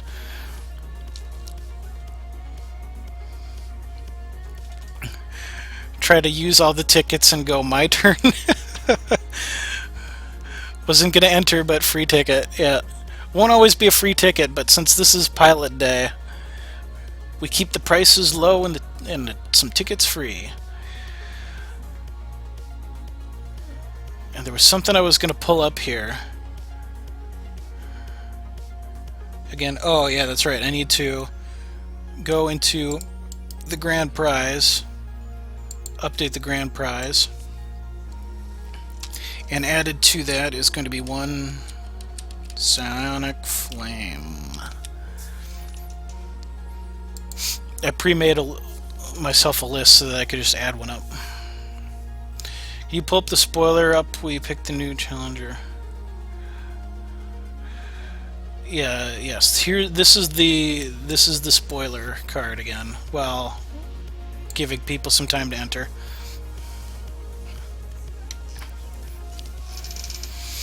Rock Slider. 3 cost, 1/4 elemental. When you gain a charge, this gets +2 attack and crush for the turn.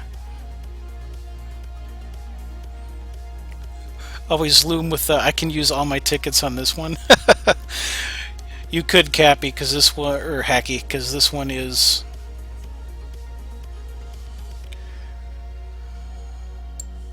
But you can also, save your tickets for the contests to try to earn more.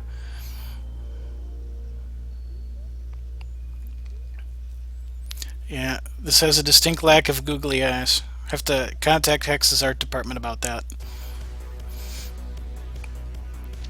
Alright, so three minutes have lapsed on the countdown. I'm gonna give it another 60 seconds for people to enter in, and then I'm gonna click the draw winner button.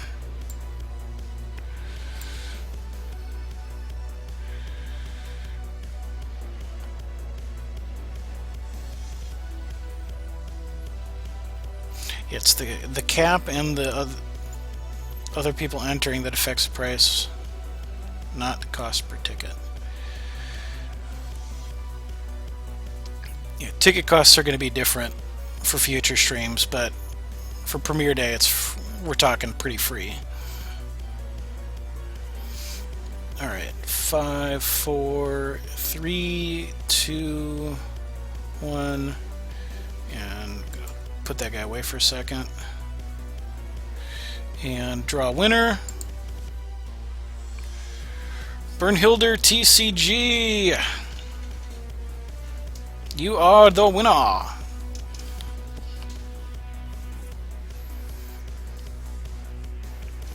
Congratulations. I'm going to finish the giveaway there.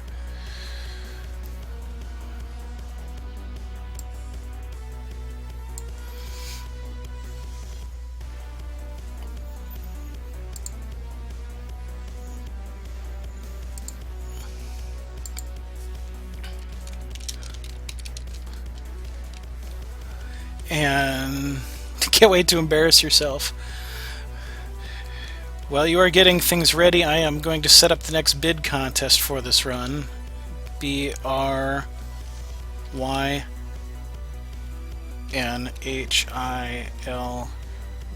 I'm just going to leave it at that. And so you lose room 1, 2.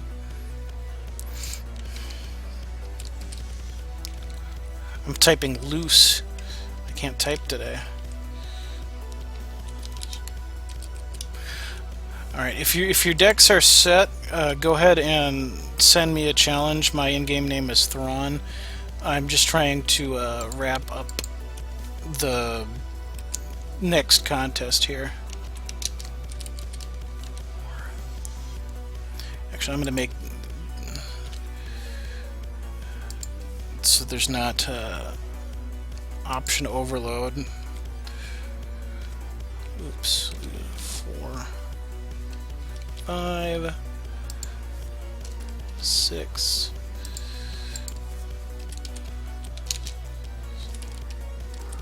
8.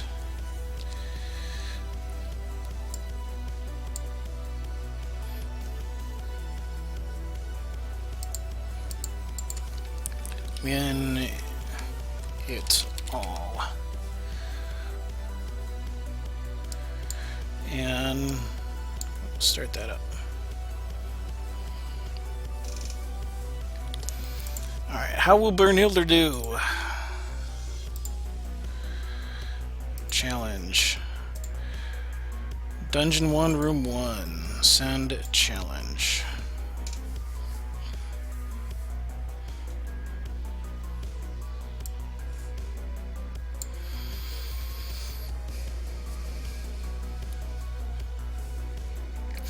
And let me know if that's if the contest options are too hard to read.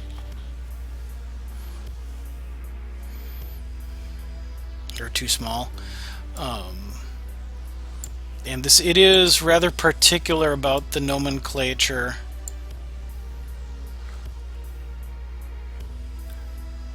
Oh, I think I set the minimum. Did I put the minimum bet as 10? Okay. I guess minimum bet's 10 this time.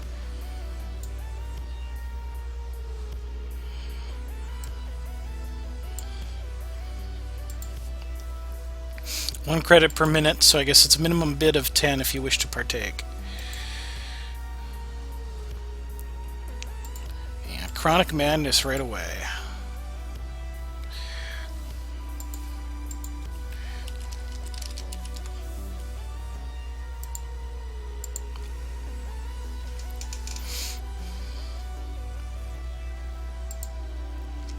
It's going to be a little bit odd to let bets run while match 1 is going on, but we'll let it play out.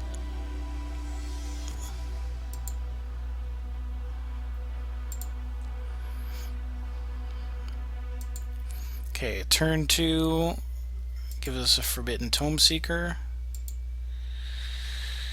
and mill a couple cards.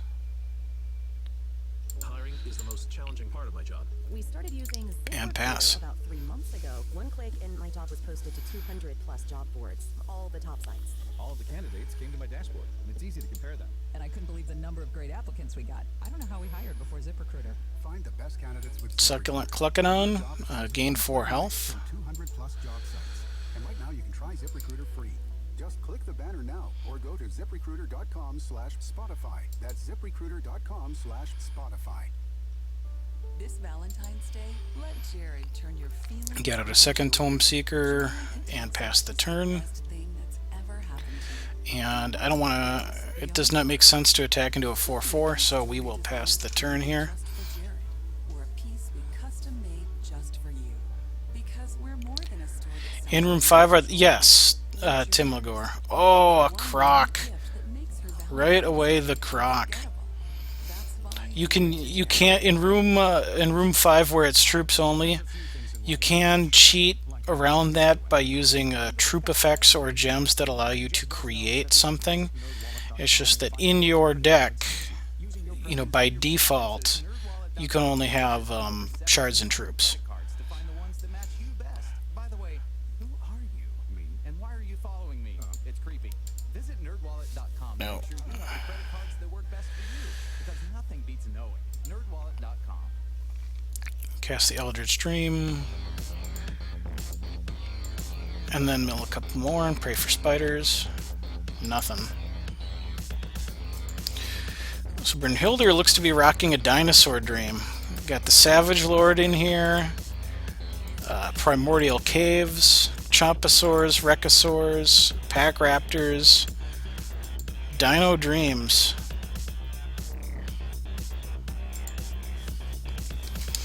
I like the Dino Dream.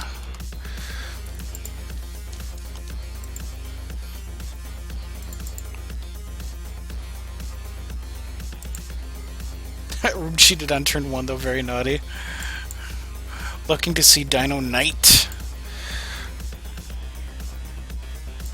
Alright, gonna throw out Eldritch Dreamer. But those dinosaurs are pretty beefy.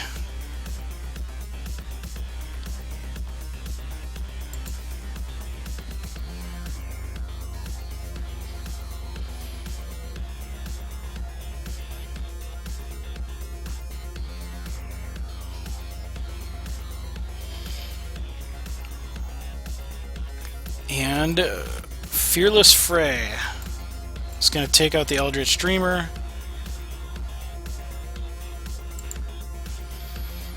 Gonna go build a jank deck in case I get to play this again. There you go. Well,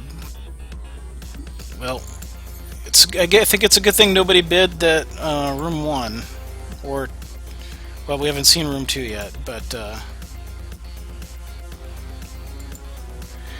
the Chaos Touched have not been able to put up much resistance to the mighty warriors who stop in to face them. And we'll put the contest image away for now.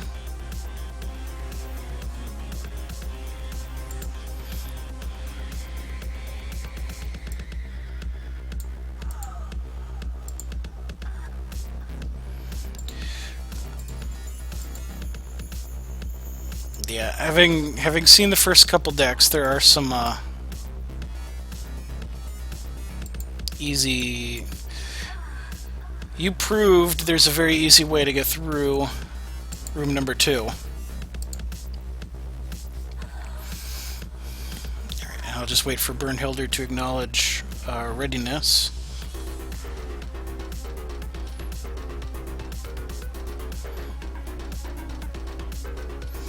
And we will move on to room 2.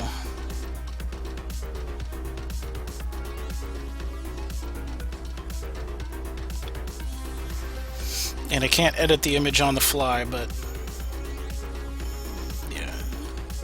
But 3 is sealed off. Tim Logor got that.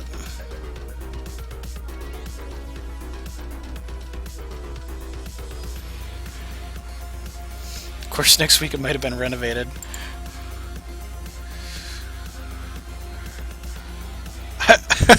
Ooh, you're getting called out, Tim Logor. I refuse to cheese my way with winds of change.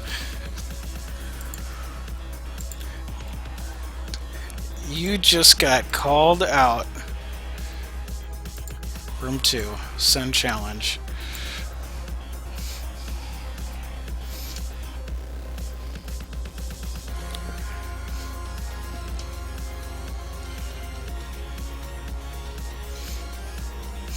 Just using the diamond clearer, eh? Dinosaurs.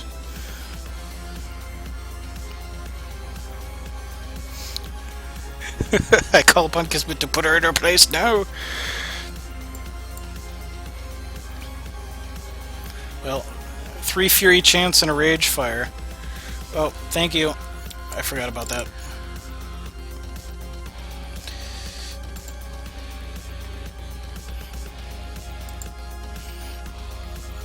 Forgot I needed to click that off.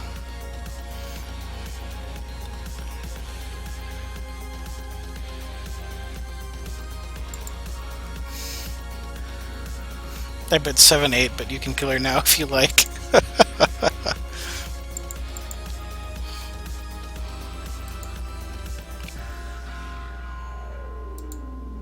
Dungeon's gonna do what a dungeon's gotta do.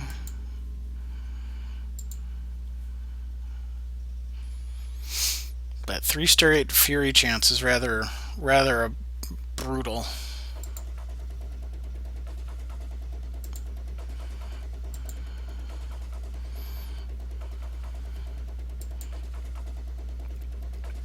But turn 2 Claberdon's pretty good.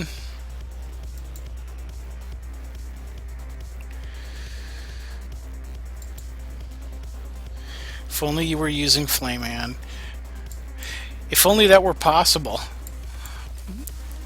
It'd be nice to use if it was possible to use PvE mercenaries or PvE cards for unranked PvP games. I'd have a lot more toys in the toy chest to try to play with and setting up encounters.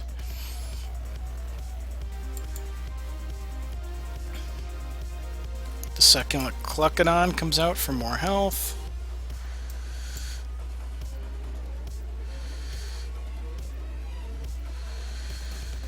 Fury Chant number 3.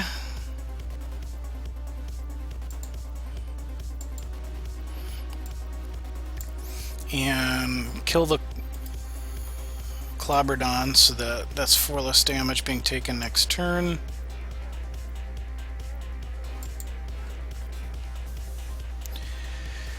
Should be good to have that option, though it shouldn't allow the challenger to use them.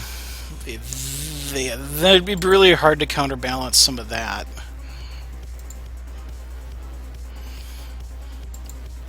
Like if they get to use PvE mercs and all kinds of crazy stuff.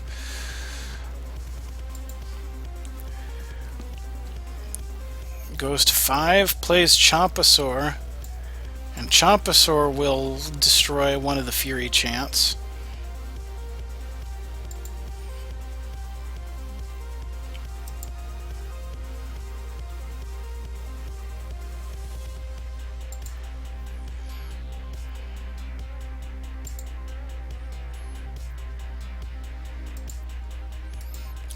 Rage Fire will kill a Howling Brave. Rage Fire will kill a Clobberdon.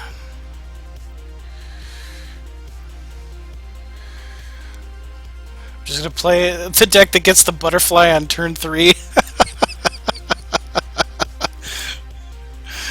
Yeah, seriously, that was the Kismet God draw right there. Not even fair. I just had to laugh.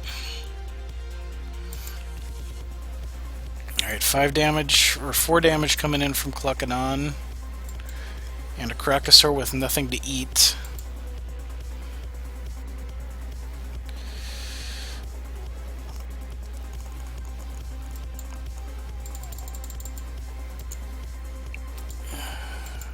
This may not be correct, but burn the Cluckodon because I don't know that Kismet Reverie really makes a difference in this situation.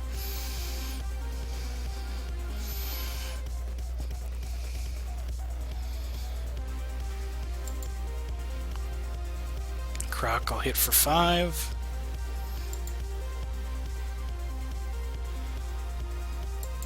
And another Croc comes out, and that's pretty much going to do it.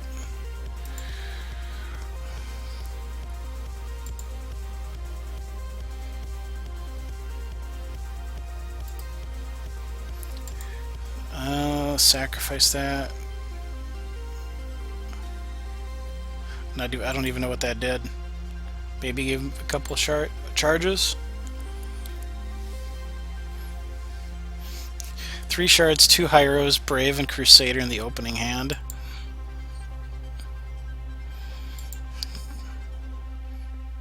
It was relentless. The Briar Legions were cut down before they could even fully form. Alright, and that's room 2 cleared.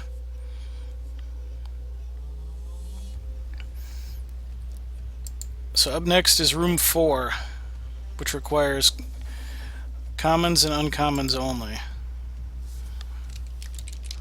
Room 4 next.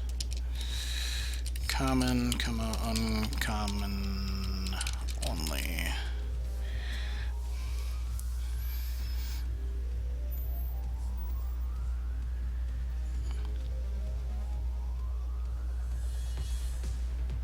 Roger, ready to rock.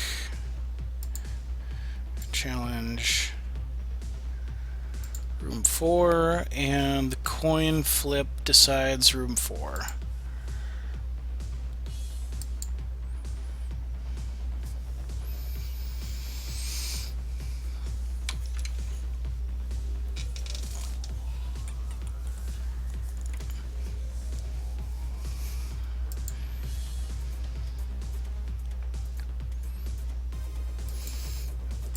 Gonna go take advantage of that to go first. We'll keep this hand. And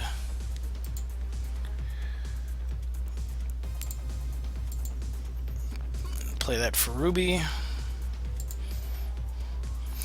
I like having 4 shards this early with this deck.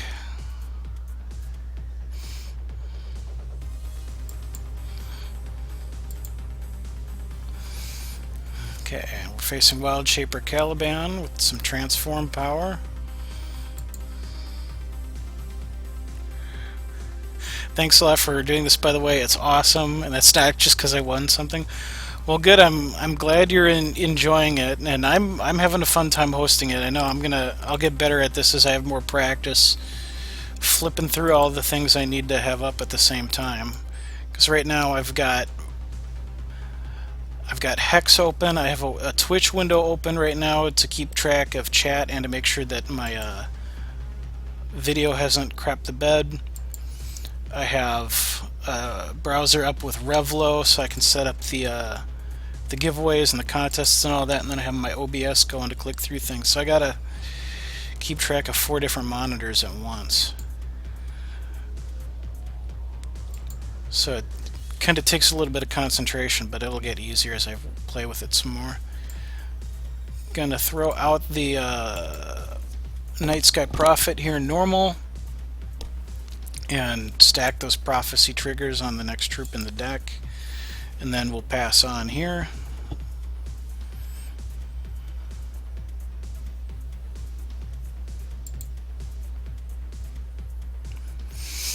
Oh crap. I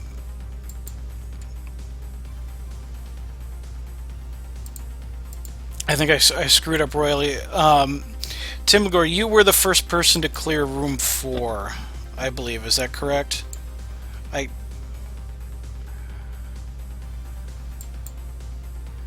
Yes, because yeah, the first round went on.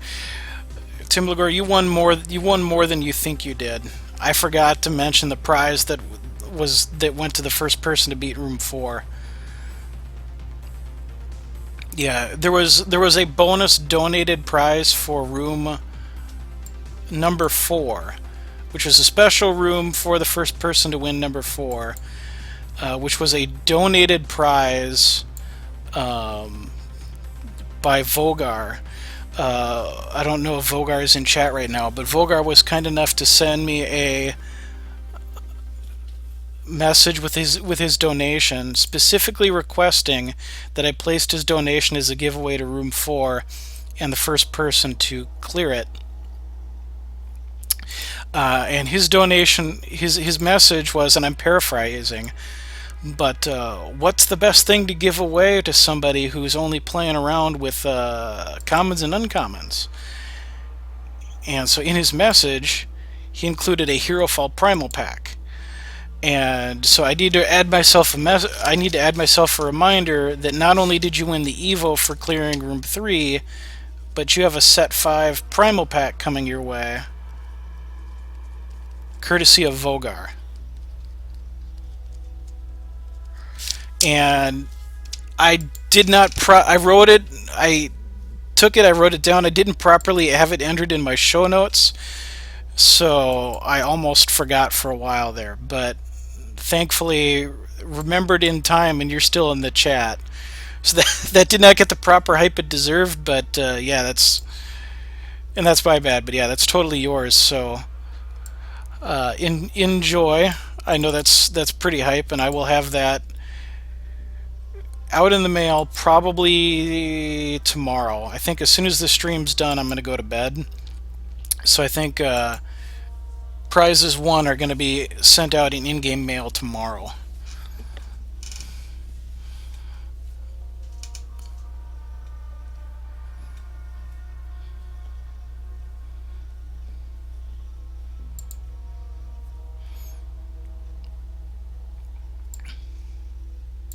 And that's actually a good segue to reminder. You know, as far as the prizes go, except for the set 5 Primal pack from Vogar, all of the donations are out of my own pocket. You know, I don't mind doing that. I have a blast. I like giving things away.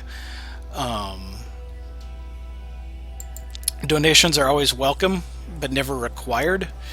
So if you feel like sending anything on to add as a donation. Anything sent to me, I will add into the giveaways to make things more hype. I don't have WorkerBot in the channel. That's another thing I probably have to look up, is how to get that set up. And also, while I was talking, we got the transformation of a crazed squirrel titan into Miriam. At the end of turn, put all troops that died into play under your control. That's an amazing hit, and that's pretty rip.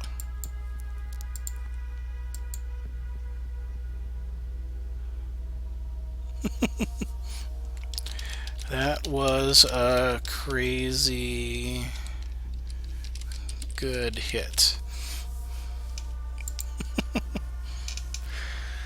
WorkerBot has its own channel, so just go to WorkerBot and then go !join Thrawn Omega.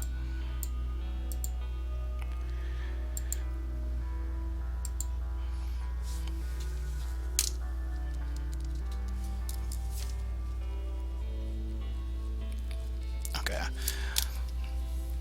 Don't think I'm going to do that now while live, but that's something I will look at to get added in for the next time I stream. The next stream is going to be on Sunday, and that will be at noon Central Time, which is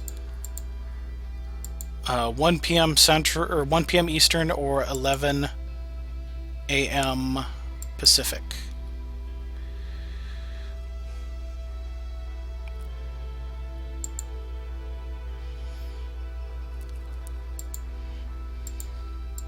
Yeah, we're just going to trade for pride, but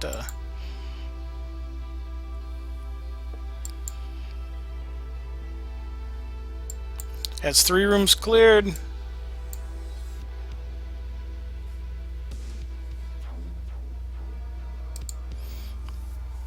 On to room 5. Troops only. Challenger goes first.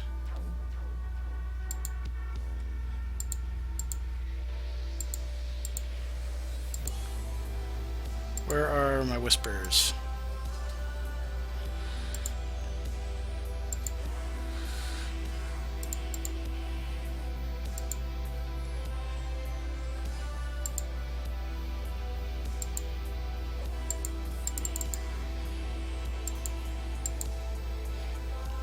Here we go.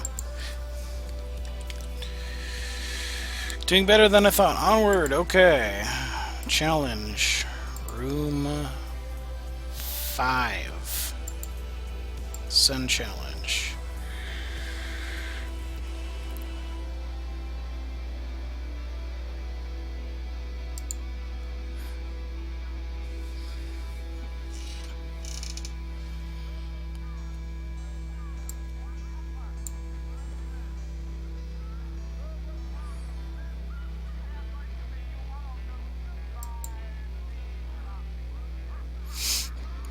Yeah, this is fine. Probably not ideal, but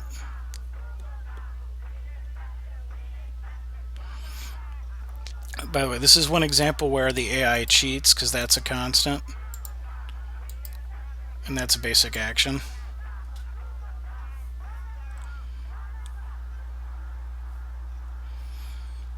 There aren't too many of those in this deck. Uh-oh. Disconnected.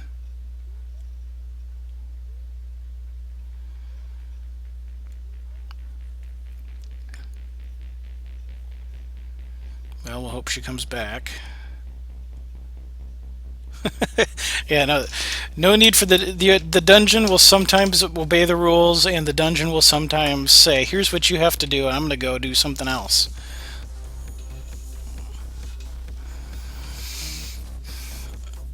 Yeah, Pack Hunters is in this one too. Yeah, you're right. I probably did lead with Pack Hunters early on in this one. Yeah, I did for the Briar Legion Dream.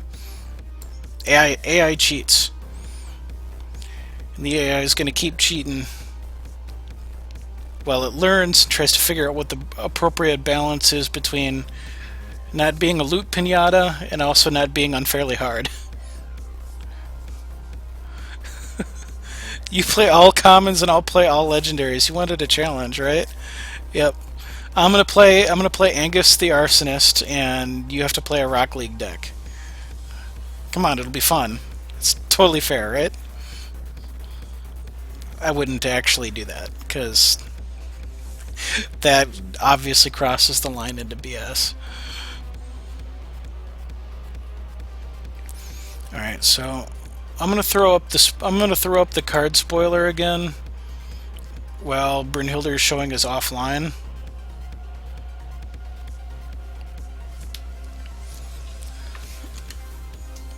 Okay, back. Spoilers going away. Not any different than some PV exactly.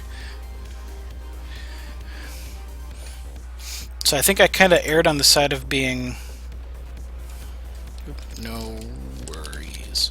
I think I erred on the side of being a little bit wussy with some of these decks. I actually nerfed a couple decks before going live today because I thought they'd be too hard. And clearly I could have made this deck could have stayed harder.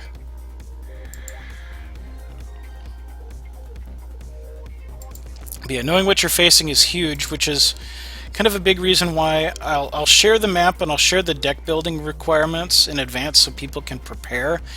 But I really don't want to, like, if other people want to swap notes and say what's in the dungeons, that's fine. But I don't really want to be, I don't want to go out of the way to say here's what's in each deck, you know, because I want people to have to figure that out and take notes and remember things. You could level up the decks when they win. What do you mean level up the decks? Like make them harder than past iterations?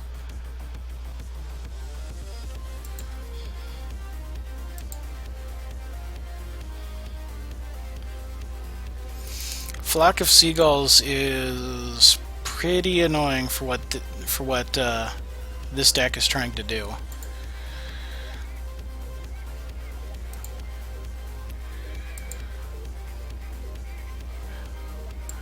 If you have different power levels, you can make them a bit harder either when they win or are seen, right?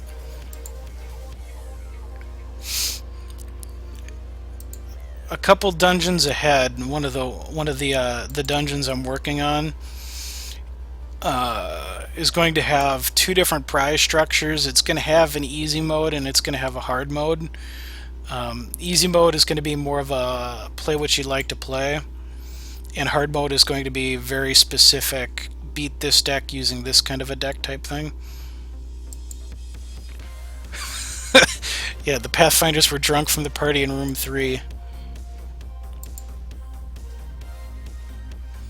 Hey, we won all the things.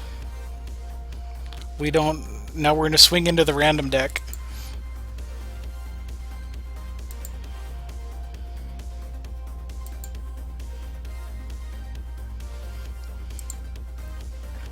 Also, a bit of flavor / story description for the dungeons would add something. True. And that is something I have in mind for a couple dungeons ahead. The next dungeon is one deck building requirement, and that's all decks for the dungeon need to be commons and uncommons only. So I just made a bunch of decks that would work within that theme. So there's not really a story mode on that, but the third and fourth dungeons I'm kind of kicking around right now do have some better thematics to them that would allow for something like that.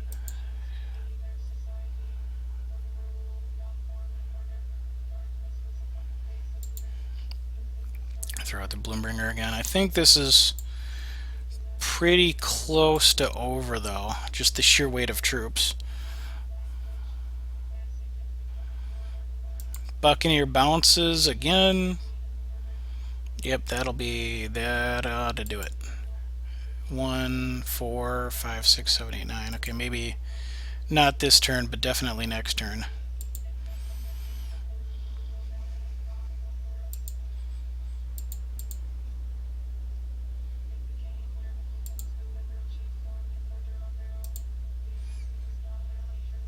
Though getting to 8 shards this fast is kind of rough too.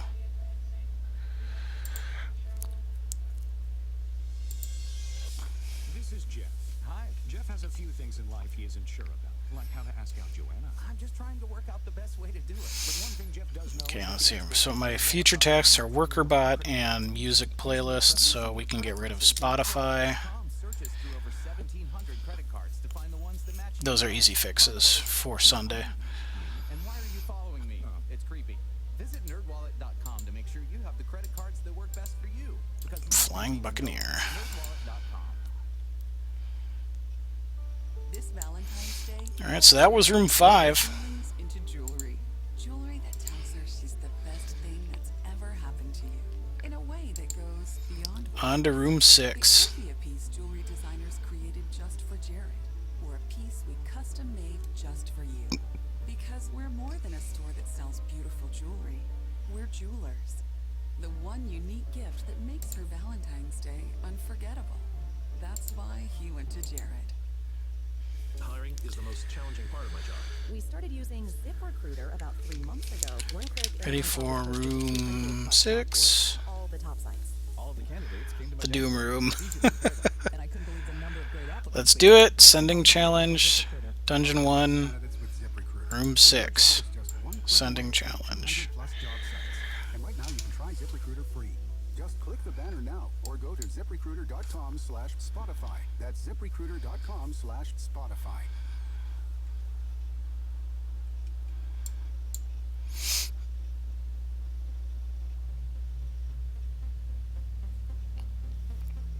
Okay, and that's fine because Dungeon goes second on this anyway.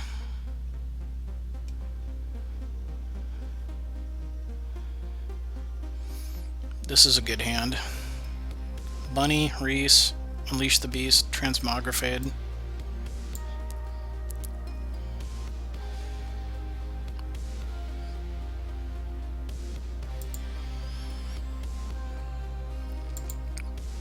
This is one of my decks I will just sometime... I don't do it when I'm trying to level the Cosmic, but sometimes I will just throw this one out there for funsies.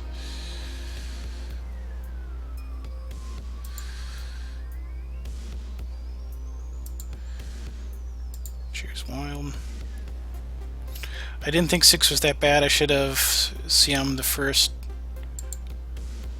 though, and then there was the massive punt. Does this have Ancestors Chosen? It does not.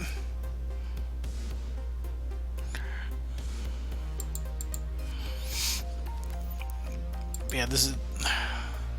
deck is all about the randoms.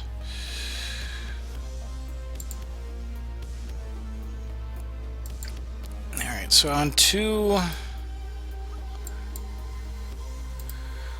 gonna tunnel Reese.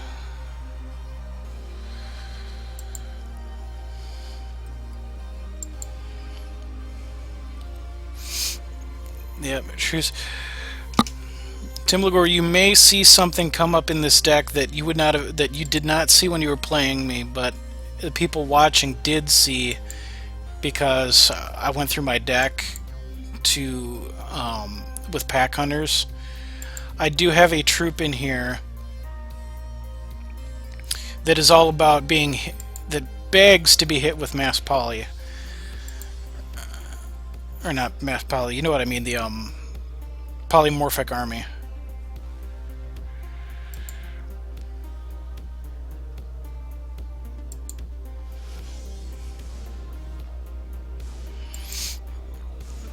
Alright, to the skies. Up to 2 target troops get flight. Random actions are fun.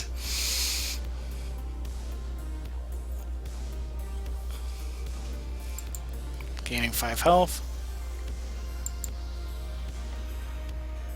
Polymorphic army does not revert. They're permanently transformed into whatever you hit.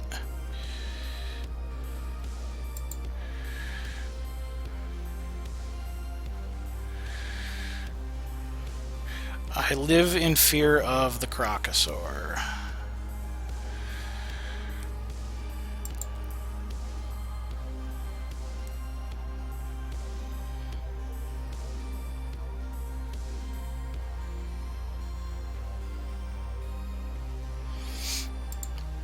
I'm gonna risk the Croc blowout here and go wide and start charging up Unleash the Beast.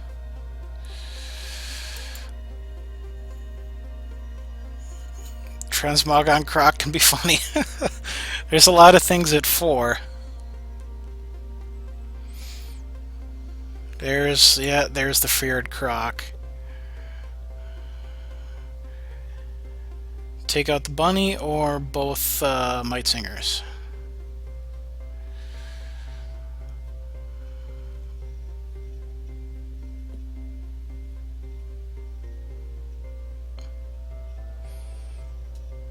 Yeah, something will be left when Croc is done.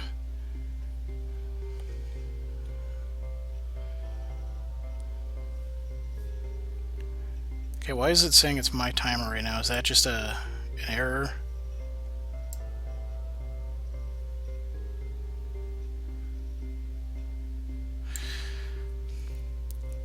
Do you have to play rules for these decks?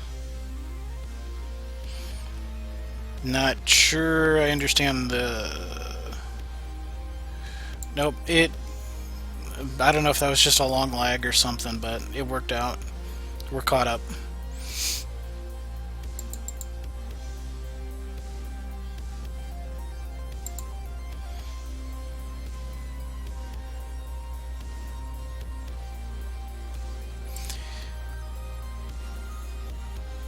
Do you play... Oh, I see what you mean. Like, is there a specific method to some of these? Not for this first set, really. That is something... The final boss, when people get there, there is kind of a little bit of a method to my madness on how I play the final boss deck.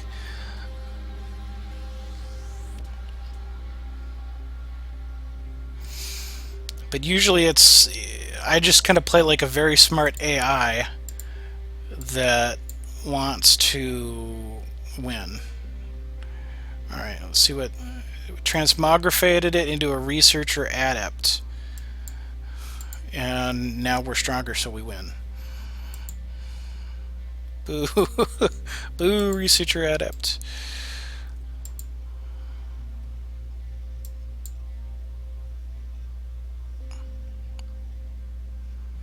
Holding the transmog there could have been wiser. There's the Savage Lord. Savage Lord also put a Gigantosaur on top of the deck and gave it speed. So that's a thing.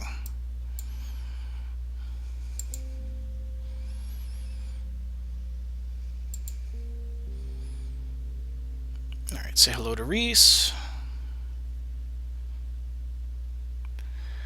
So what begs for the army? I haven't drawn it yet. Seems, yeah, chat's gotten real quiet all of a sudden.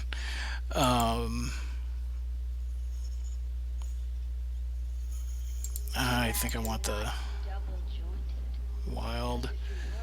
You'd be able to bend over and kiss your ass goodbye.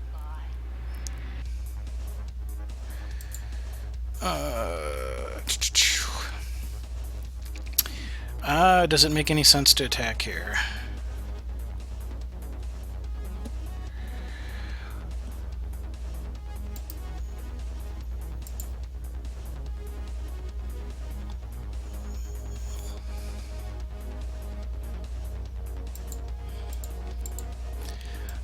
Gonna risk for the Bisque.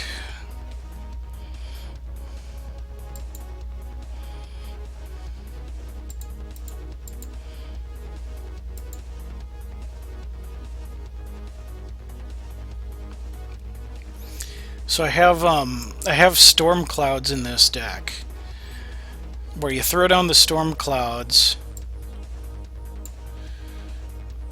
Oh, that was the worst. Well, I guess that's a thing. I have storm clouds in this deck where you play the storm cloud, get a few charges, and then break them into a bunch of different troops, and then slap the polymorphic army and turn all those little stormlings into something bigger. And that's a croc. That's not good.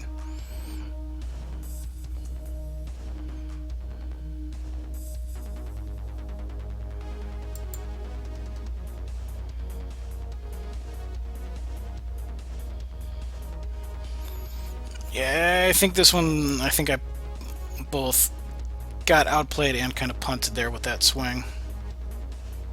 The croc is just too good.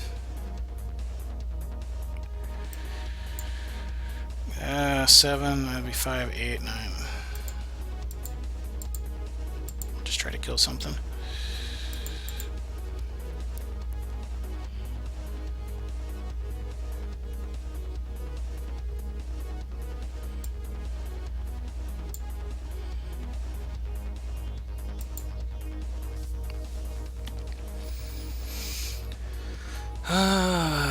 Transform target troop you control into a random troop with cost +2.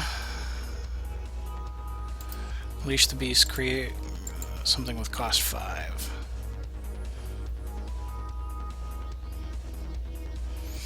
And that sucks. Let's make it better. What do we got for 7? Giganosaur. See one, play one.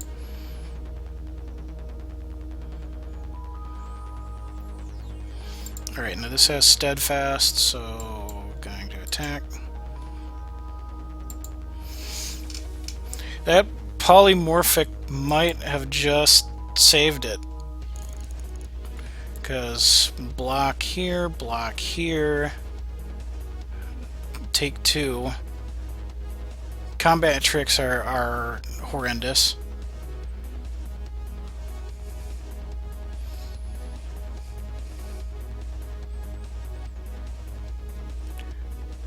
Chlorophilia, ooh. Oh, but that gains 5 health. That gains 5 health.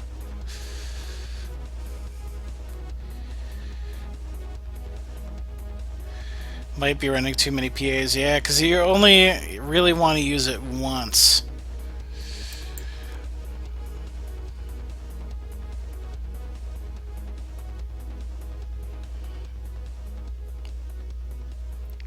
And I don't really want to use it on either of these two right now.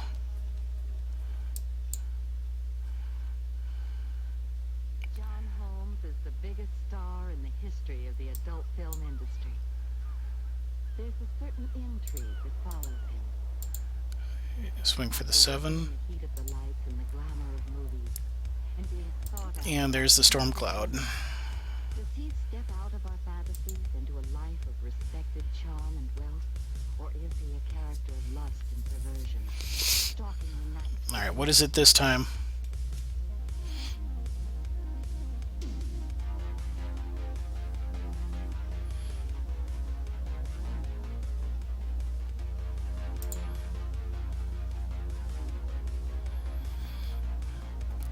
Any tricks? Okay, Alpha Strike.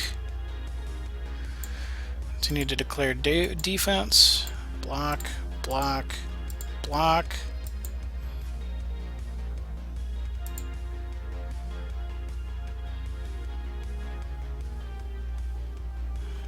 And what's in there? Chlorophilia. Oh, couldn't get it. GG. Burnhilder also comes to an end at room 6. And it's 10 to 10, so this is that's gonna be my last run of the night. I don't have I can't stay up late. I gotta be up real early for work tomorrow. So I can't do another full run.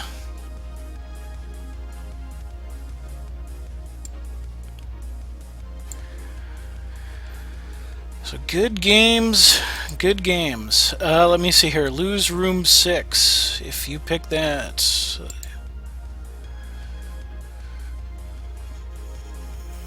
There we go. Lose room 6 was picked as the winner. One winner split 70 credits in earnings.